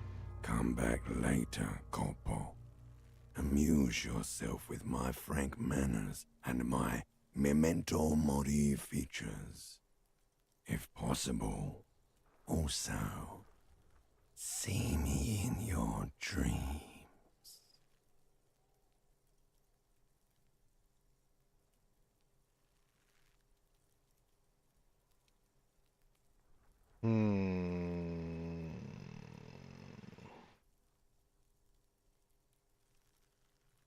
Won't do. Click on that. So how? Of course. You have come back later, Corpo. As you narrow your eyes, the monster before you blurs into a violent mess of green and pink. This is a trick. You've done it before. Pink is where the blood settled in the first hours post-mortem. You can use it to see if the corpse has been tampered with. Does his position at the time of death match the discoloration? Only the lower extremities are pink with a dash of blue. His fatted hands, thighs, and his neck, just above the noose. The rest of the corpse appears dark green in the cold spring air. I see it. His neck too. The lividity goes right up his chin. We have good, well-pronounced discoloration here. The monster comes back into focus, an explosion of color, coursing with dark marbled veins. His stomach appears pregnant with something. Black liquid streams down his thigh and onto his boot. So, what do you think?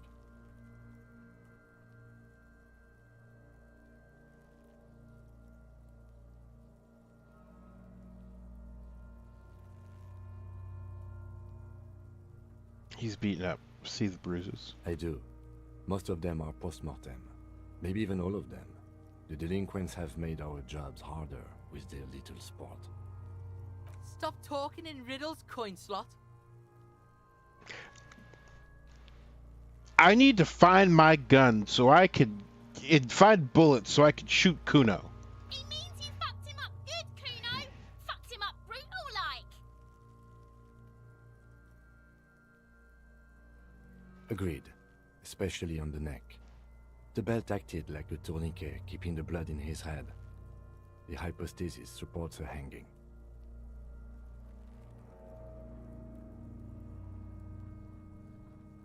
Everything here seems to corroborate that assumption, but we should still get him down before signing a probable. I've got a whole ledger I could beat the piss out of Kuno with. A pool of blood and feces has eaten into the frozen mud below the man's feet. Purge liquid is dripping into it, drop by drop. The victim appears to have contained no more than half a kilogram of digestion at the time of death. He was hungry. The fuck he saying? Talking about shit.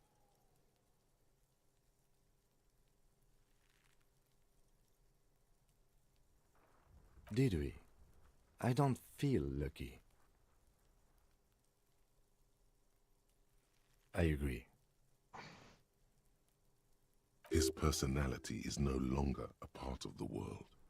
Totally dead.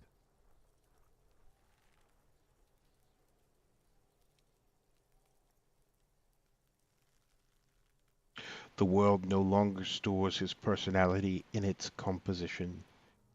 There was a time for that, and it ended 7 days ago. That sounds about right, yes. But there is no breath to catch. Only All right. the cadaver filling the air and your nostrils. He slowly rotates before you, decomposing. How do we get him down? Are you sure we finished the preliminary examination of the cadaver? We might miss some of these things once he's done. The cadaver slowly twists on the cargo belt, his torso covered in tattoos, and extremities blotched pink and blue. The material appears to be ceramic, delicate and fragile. These are clearly not boots. The cadaver slowly twists on the hangman's knot. This is a steel-reinforced Airlifting. I thought it was used on Earth. The local harbor uses 6 rotor. The cadaver hangs from the cargo belt. The steel-reinforced belt presents a unique challenge. I brought chain cutters, but I don't see a good angle of approach to the belt. He doesn't actually think the challenge is unique. He thinks it's frustrating, annoying, and harder than he thought. The cadaver is a good 1.2 meters up. Neither one of us can reach the belt without assistance. And even if we do, there's the question of cutting the airship strength material. Someone else? You mean like the police? I mean someone who's below detective. Someone like a paid garbage man? Or a cleaning crew? I have bad news for you. That is a detective. I know it's hard, but I assure you, the others won't come to help us. And we have a growing sanitary concern here. We need to get him down, fast. Climb up there and... there has to be a less risky way, with less falling down of trees. I was really hoping we wouldn't. The Union appeared to be suspect in this case. I would really prefer if there was another way. These people might have an agenda. But what other options? The corpse twists on the belt, like chicken on a skewer.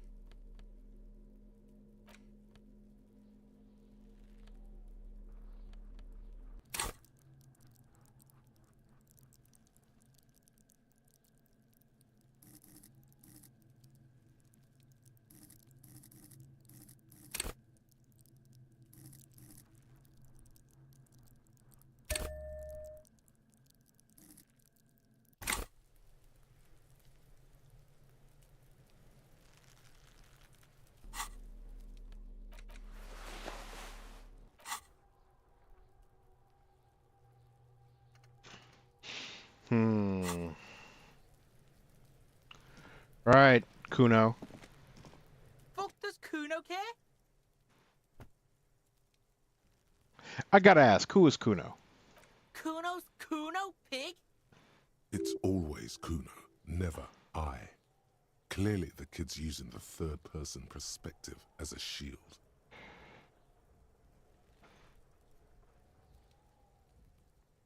Interesting.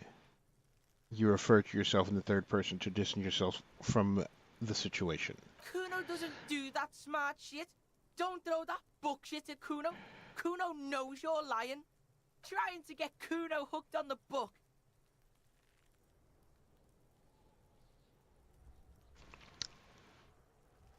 Whoever animated Kuno, just the notes. Someone said to the animator, we need a kid who is as punchable as you can make him. And they fucking nailed it.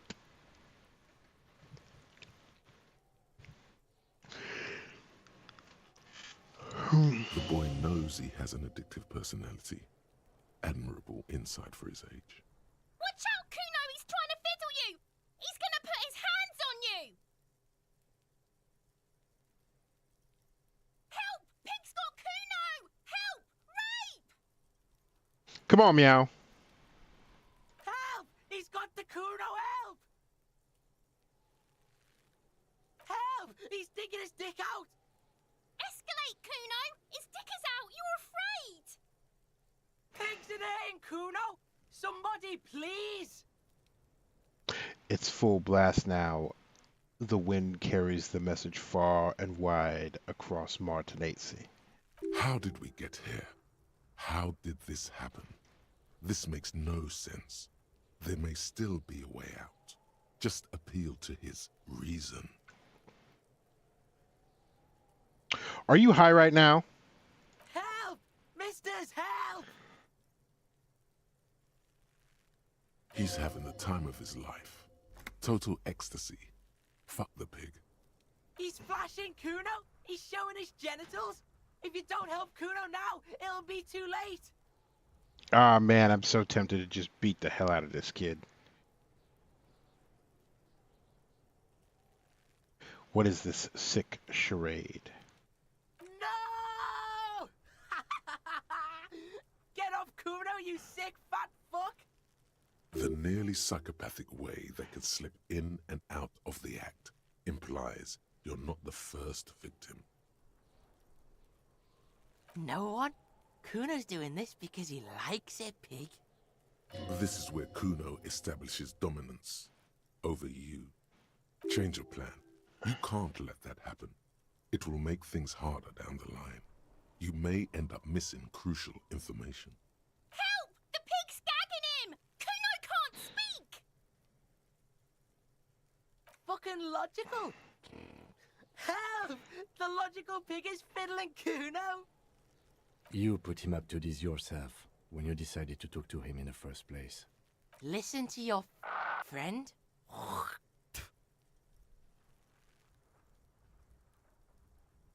Help! The RCM is trying to fuck Kuno in the ass!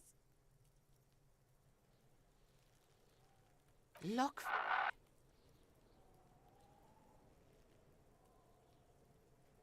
For emphasis, a ghost is saying this. A shit-eating psychopathic ghost with an ace up his sleeve. I know you wanted to hit me. You got that I'm gonna fuck that Kuno up look that Kuno's dad gets. The murder look. The rage look. Relax. He can't read your mind. He doesn't know you were thinking that.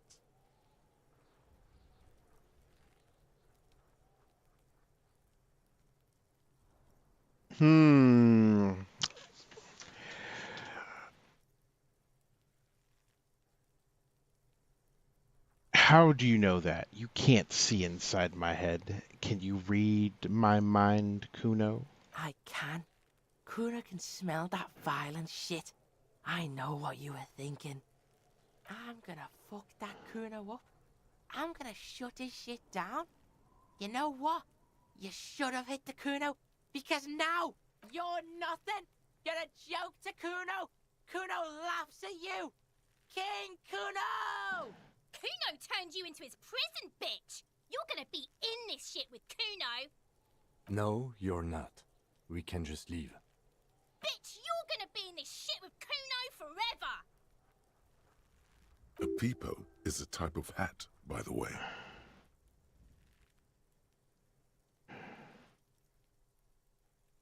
You don't talk to me about my fucking peeper! You don't know where I come from! You're just Kuno's bottom bitch!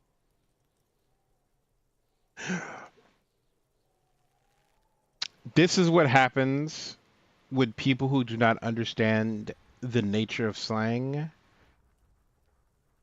Use slang. Because in this scenario, bottom bitch would be a compliment. But that is neither here nor there. Okay, Kuno is kind to his bitch. Ask your questions, but remember, this changes shit. Click, click, click, click! The fuck about it?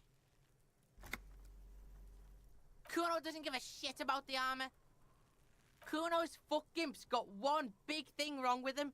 He's a fucking mutant. Right. Look Then at I him. pulled out my gun. Fucking growth hormone shit. He's a giant. The armor's too big for any man. Kuno doesn't give a shit about that freak armor. Kuno threw that shit away. Kuno tried to get the helmet on. It was too big. Kuno kicked that shit in the sea, rugby style. That shit means nothing to Kuno. Yeah? That shit means nothing to Kuno. Kuno doesn't give a shit about material shit. Kuno's a fucking monk. You wanna fuck on someone about that armor? Go fuck the mustached union fuck. The jolly troubadour shit at the gate. Yeah, cocking boot. You know that jolly union cow fucker? Came around talking about cows or some shit?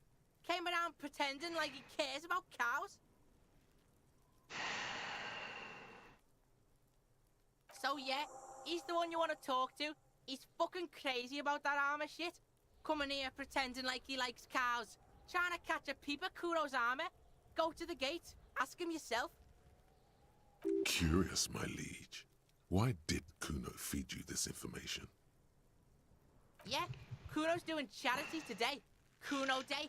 Kuno feels sorry for you two loser pigs. Kuno's doing pity now. Still, seems suspicious. He may have it in for that guy. Or you may be paranoid. That is also a possibility, sire. Fuck are you talking about? What is this contusion shit? He says you're stupid, Kuno. They want to make you stupid again. I hate words too. Words are fucking shit. Make you stupid. Kuno's got his own words now. Kuno words. Has Kuno been to some kind of school? Probably a school for children with behavioral difficulties. I have behavioral difficulties too. Watch out, Kuno. He's trying to relate to you. Kuno doesn't give a shit about your handicap. Get a wheelchair or something. Kuno doesn't care. Fuck are you talking? He says you're stupid. Oh, did Kuno make your shit sniffing harder? Obstruction of shit sniffing. This is Kuno's kingdom. Kuno fucking rules here. You hear the lieutenant hum.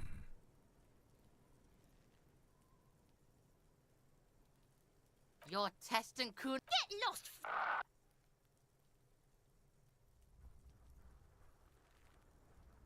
Oh, Doyle rules. We're to come back with more empathy. Yeah? The kingdom of Kuno? The fuck do you want with it?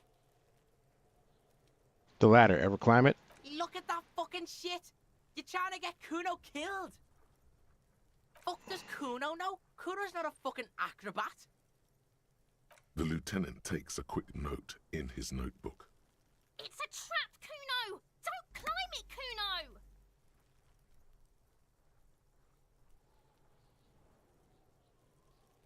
What's in the greenhouse? Dunno. Kipta's gardener used to work there.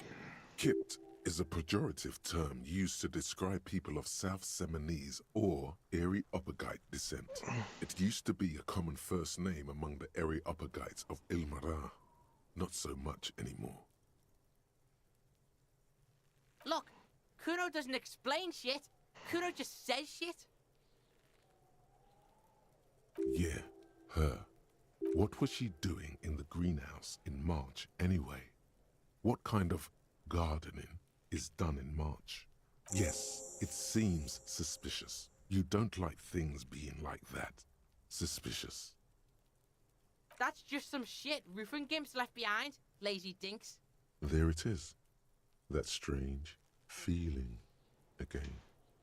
As if there was more than meets the eye about that pile of roofing material.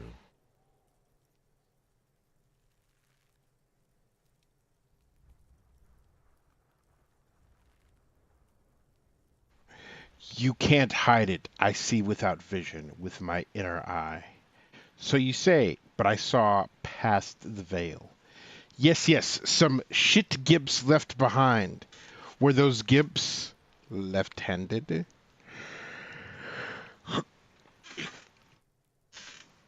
Look, Kuno's a piece of shit. And I can say with confidence that if I hang around long enough, in a year or two, maybe sooner, I'm going to arrest him and haul him off to prison. Like, this is a kid destined to go from juvenile hall to a big boy prison. However, as an adult, should show some compassion to the kid, even if he doesn't deserve it.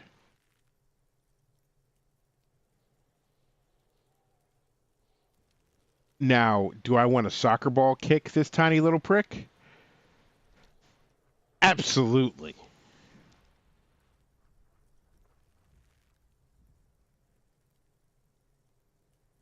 So yeah, his dad beats the stuffing out of him. And that's probably part of why he's like this. But life has taught me that you don't need to have a tragic backstory to be a shit gibbon. Don't I have a normal thing to say? We are way beyond normal already. We are in the Star Chamber. Better not bother the lieutenant with my star chamber. He wouldn't understand. I'm telling him. Huh? I have no idea what you just said. Are you having a seizure in Kuno's yard now? You can't hide it. I see without vision with my inner eye.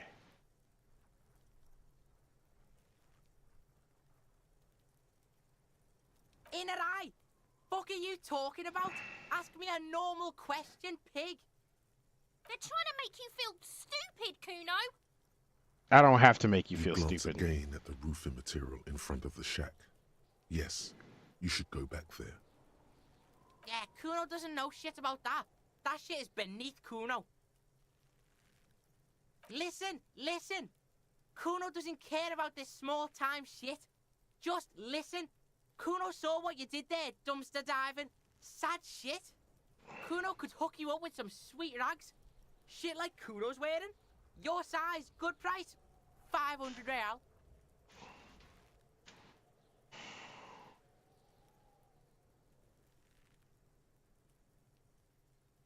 All right, entertain me. What's so great about these pants? Pig, these are found modulars. Liquid fit, performance crotch, urban survival shit. Made in Mirova by scientists. Pants scientists. He's a good salesman. Believe it, you need this shit. He unzips his jacket to give you a quick peek at the plastic-wrapped pants. They are graphite black and look brand new. These could drastically improve your chances of survival in the urban wilderness. Coach Physical Instrument endorses these pants. They are tartan ready. They will also What the make fuck? you into an idiot. Look, Kuno ain't seen shit lying around, except for that up there. Now you want performance gear or not, Grandpa? The lieutenant remains silent, but his expression couldn't say, "I told you so," any louder. I might be interested in these pants. Let's talk about this later. Alright, Pickle, shit's rolling. Don't do business with the pig, Kuno. He's gonna steal all your money, Kuno. Stealing his pants is a little too close to assaulting a minor. Something that under no circumstances I would want to do. As you can see, Kuno and C don't trust you. Can't do business without trust. There's more to his distrust than being a pig. He feels threatened by something obscure in you. What that is, however, remains a puzzle for now. The fuck? A mug in the trash? Is this about the fucking clothes again?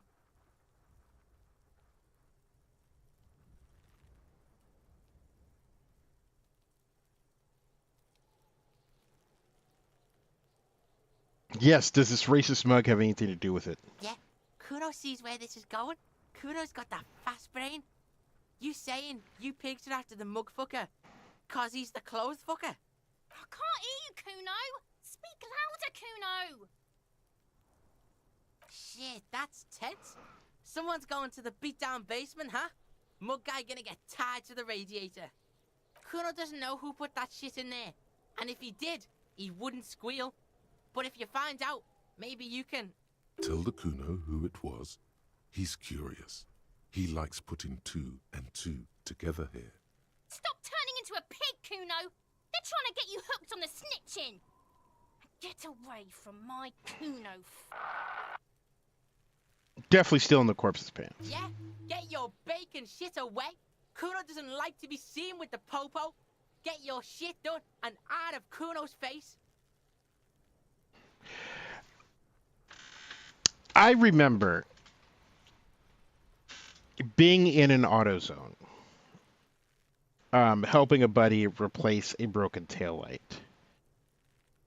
And the number of French fry holders on sale there made me really feel like this was a solution in search of a problem. Let's talk about something else. Yeah, whatever. Kuno doesn't give a shit.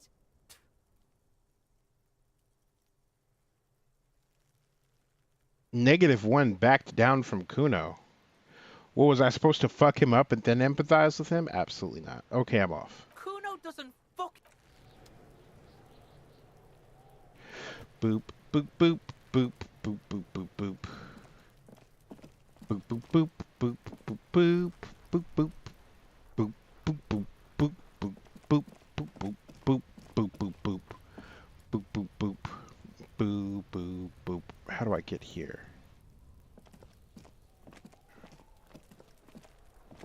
Oh, we're going a long way around. Got it. An inconspicuous pile of the roofing material, Eternite. Because there's a secret door hidden behind the panels of Eternite. That's why they're too orderly. There it is. You see a shabby little door. Got it. What is this then? A tool shed? Let's investigate.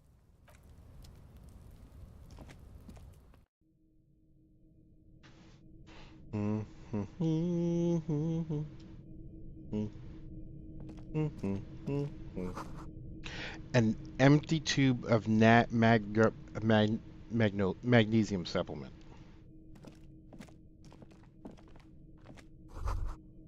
A silver plate with traces of bone yellow powder. Be still, my beating heart. It's amphetamine. Sweet amphetamine. No, it is not. The lieutenant isn't studying the powder in the mirror. He's studying you. There's a good, vague way to ask where he stands on drug use. Professionally, I mean. I've heard amphetamines make you a really good detective. Are you no, someone has taken narcotics here. Perhaps not. This is below our pay grade, detective. However, see that ladder there? It's probably another way into the industrial harbor, no? A secret path the local kids use.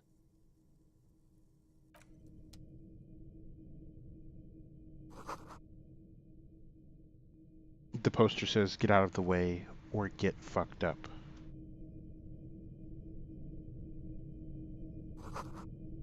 Cured pig's head. It looks mummified. What's in the bottle? Money. All right. We're going in here.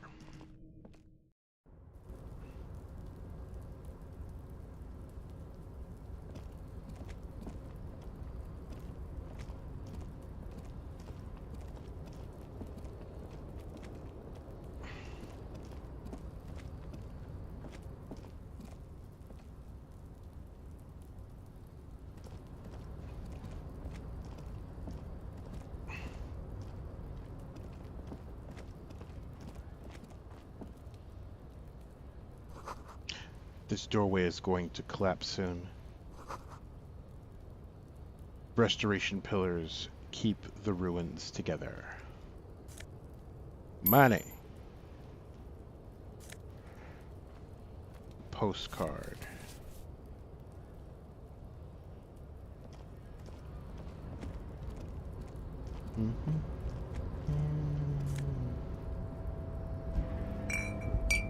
And a healing item, which we will need.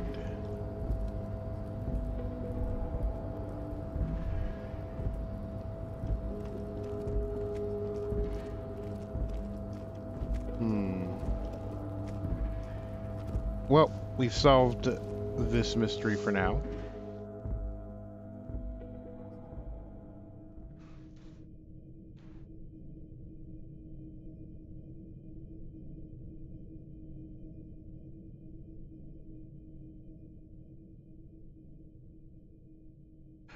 Mm-hmm.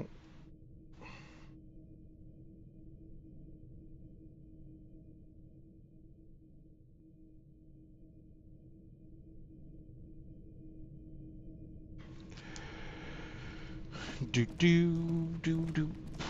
Boop boop boop boop boop boop boop boop boop boop boop boop boop boop boop boo doo doo boop doo boop boop boop boop boop. Now,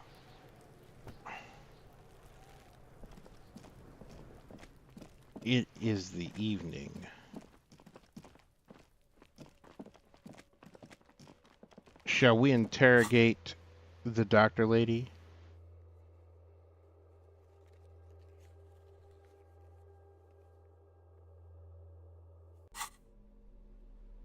Items. Or not doctor lady, gardener lady. I can't believe it's snowing again. It felt like springtime just a few days ago. Well, this might be the last snow we get. At least I hope so. Snow has nutrients in it. Helps everything green up in the spring. At least that's what my grandma always told me. Yes, think about the cute grandma, not the weird snow.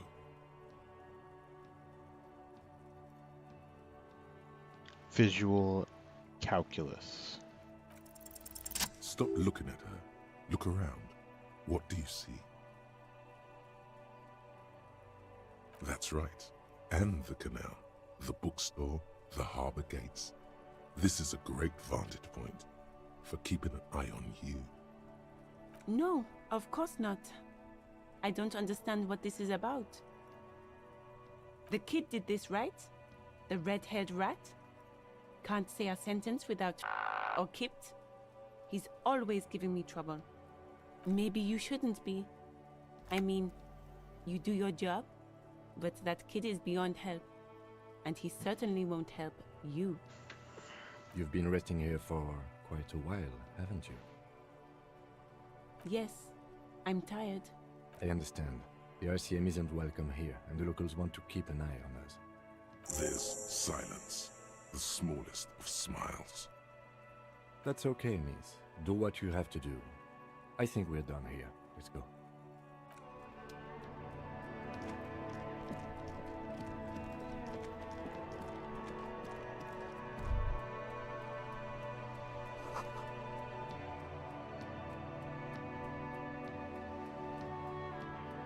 How did I get up there before?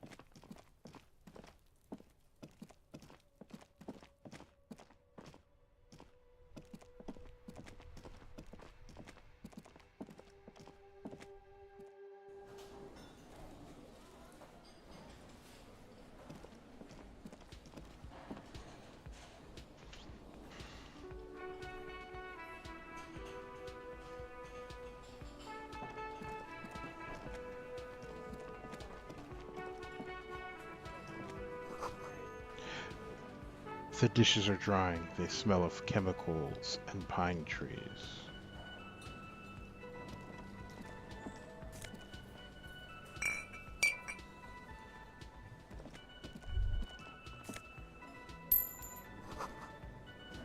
An aroma of spices, alcohol, and tomato hangs in the air. A thin man is smoking below an exhaust hood, occasionally sipping from his mug. This must be the Whirling's cook. As you step in, he nods toward the table and says something in a completely foreign language. The only words you can make out are Garancy and Kubek. Okay, it's definitely not his name. Whatever you do, please don't call him Garancy Kubek. Please, it's not funny. The man puts his cup down and replies something, his left hand drawing arcs in the air. He smiles and bangs his ladle against each of his pots in turn. It's almost like music, especially with the sounds of assorted dishes boiling and simmering on the stove. You see a heavy steel door with a prominent dimple lock. It's painted blue. You immediately feel drawn to the color. Blue is for mystery. You do? It's a door in the back of the kitchen. Why do you care where it leads?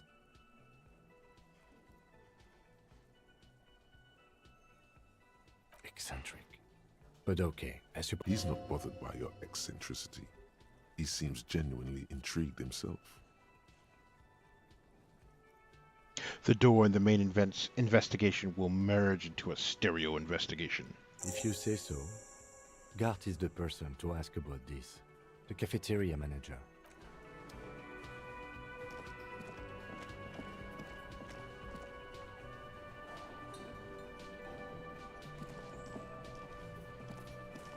Can I help you? Another thing. Great. Oh yes, that door, sure. There's nothing mysterious about it. No, I don't have a key. I don't know how to get there. And I don't care either. It's not like I've been wondering about it for 10 years.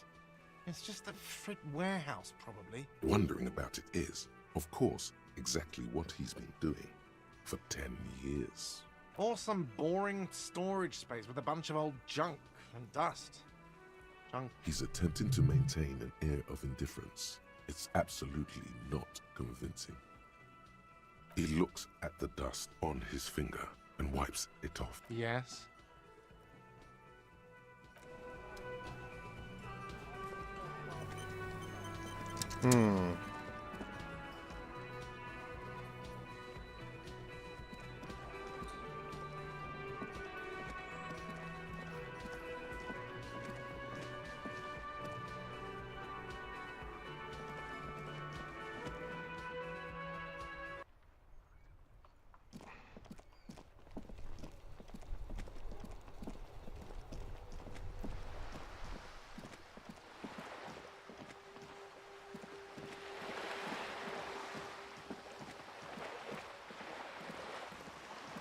I should go get the bolt cutters.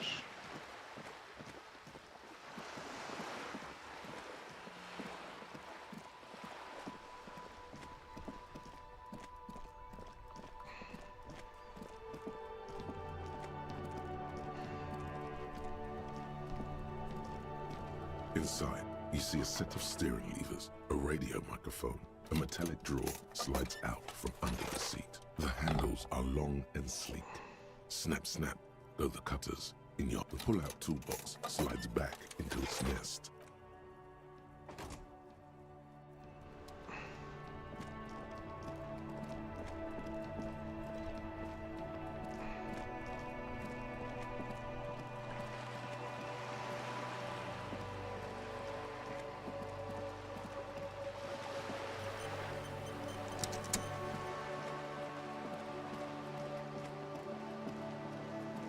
Making our way downtown, walking fast. Do do do do do do do do do do do do.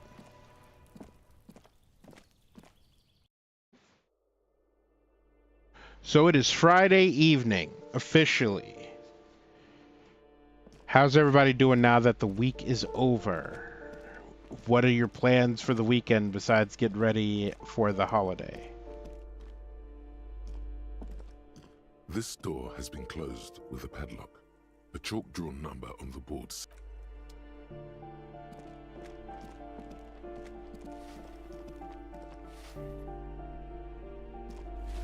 Give me a moment. I see. I hope some good people are finally going to move in. This place needs them. No one is coming. There will be nothing but squalor unless we start killing real estate agents. Oh, yeah.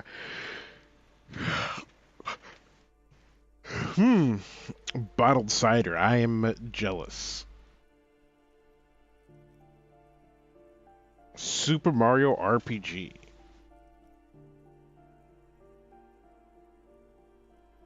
Lax women and sexual deviants. That's who'll come.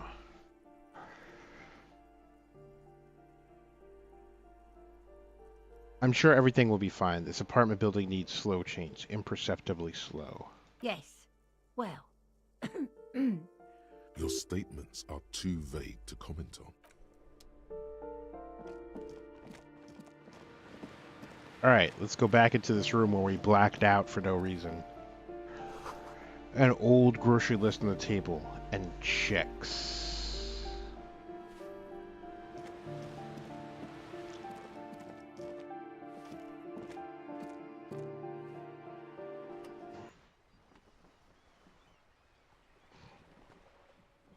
Let's see.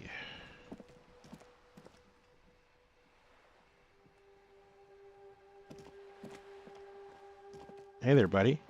The streets will flow red once more. A great torrent rushing down Rue d'Espérance. You wait and see. The girl stares at the sailboat by the pier. The streets will not flow red with anything. Who are you? I'm Cindy the fucking Skull. What else do you want to know? Date of birth, blood type, the last time I was tested for Hep C.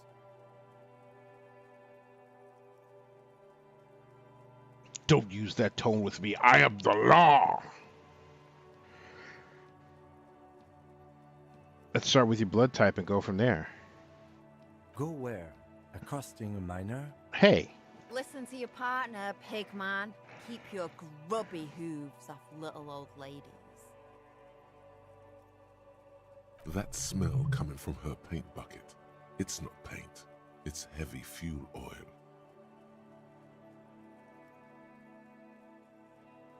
Is that heavy fuel oil? Red-dyed heavy fuel oil, intended for exclusive use in government vehicles, to be precise. What did you think I was using? Aquarels? Sucked it out of a cop's fuel tank myself. Back in Jamrock. A cider brewing club. I would not know how to go about starting a club of any sort. She really did it. She's proud of it too. You better hand it over. Or what? You'll push me off this ledge and pry the bucket from my dead hands? What are you doing to the wall? Can't you tell? I'm painting a beautiful mural, an aereo graffitio visible from low orbit. I haven't really started it yet. I'm waiting for the right words. Have you ever tried your hand at graffitio? When faced with a blank wall, most people write unimaginative stuff, like pigs go home and Mona was here. Want to hang out and learn how to make cider together. That is a good way to start a club. We rarely see pigs round here, though. Just union cabs. And my name's not Mona, so... She wants it to be something true and total. I have an opinion on this. Want to hear it? Yeah?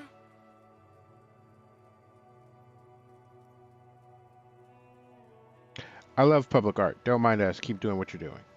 Thanks. I'm sure the inspiration will come to me now that I have an official RCM stamp of approval. She means the opposite. You've lessened her desire to deface the building. The lieutenant furrows his brow at another one of your eccentricisms. She nods disdainfully toward the woman performing maintenance on the boat. next to the pier. Hatred, disgust. It's difficult to tell which of the two is more present in her girlish features.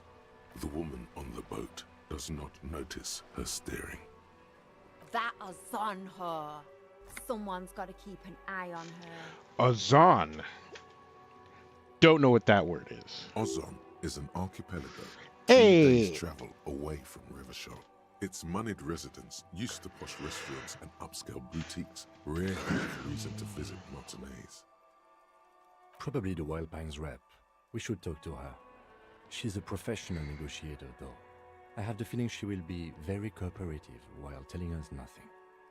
You should take the lead. Ask her unexpected questions, you know? Do your thing. Don't be afraid to get a bit wacky. Throwing her off is our best bet. I love Lieutenant Kim is just like, listen, you're weird. We could use that. Ride or die to the end. Good idea, piggies. Run along now. Fuck her shit up good. Impound that boat while you're at it. I'd like to watch her swim back to Ozon. I ain't no snitch, pigstein. Go forth and forage in someone else's shit. No shortage of squealers in these parts. Actually, there is a shortage of people who talk to us in a normal, calm, informative manner. We weren't put on this earth to make your life pleasant, fucko. Watch your back, ungulate. You've got eyes on you. Yeah, I'm a cop. They're always watching. The streets is watching is the refrain.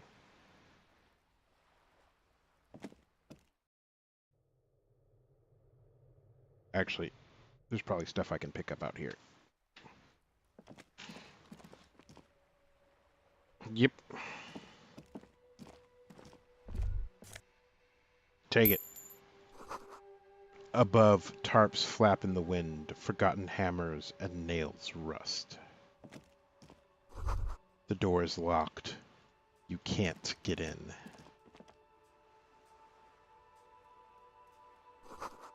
The chair's new. Someone lives back here.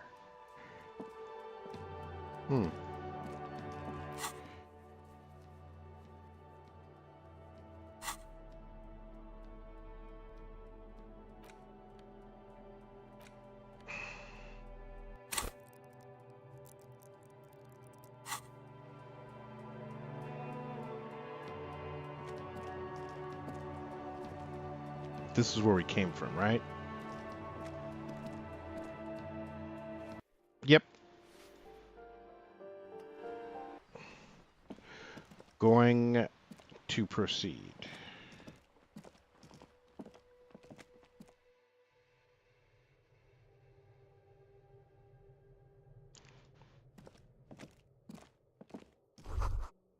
Someone's been sleeping here recently.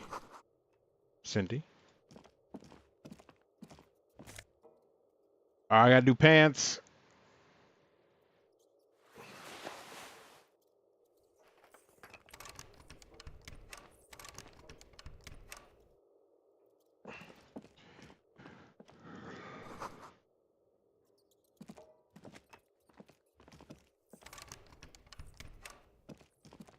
I bet you if I had a pry bar, I could get that open.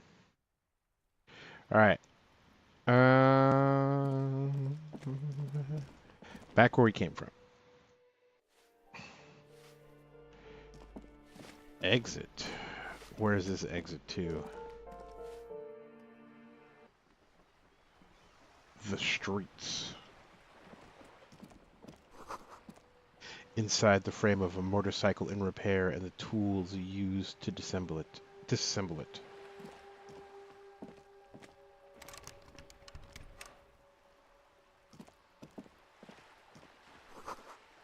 Capeside Apartments. Rue des Saint Guilain, roundabout north. All right. Despite it being a little bit early, David is fading fast. And so we will wrap the stream and raid somebody who's doing things for charity. a friend of the channel was like, hey, check out this person. They're running a charity stream, and so we're going to raid them. Thank you for coming to hang out, and we got stuff coming up. I'll be here for programming stream on Monday, and we have a talk show on Tuesday, I believe. I know we're taking a day off at some point. 1, 2, 3, 4. Holy shit, next week is Thanksgiving. So whatever Thanksgiving plans you need to do them, and then PAX in 2 weeks. But yeah, I'm going to put us on the ending screen, and we're going to get ready to raid.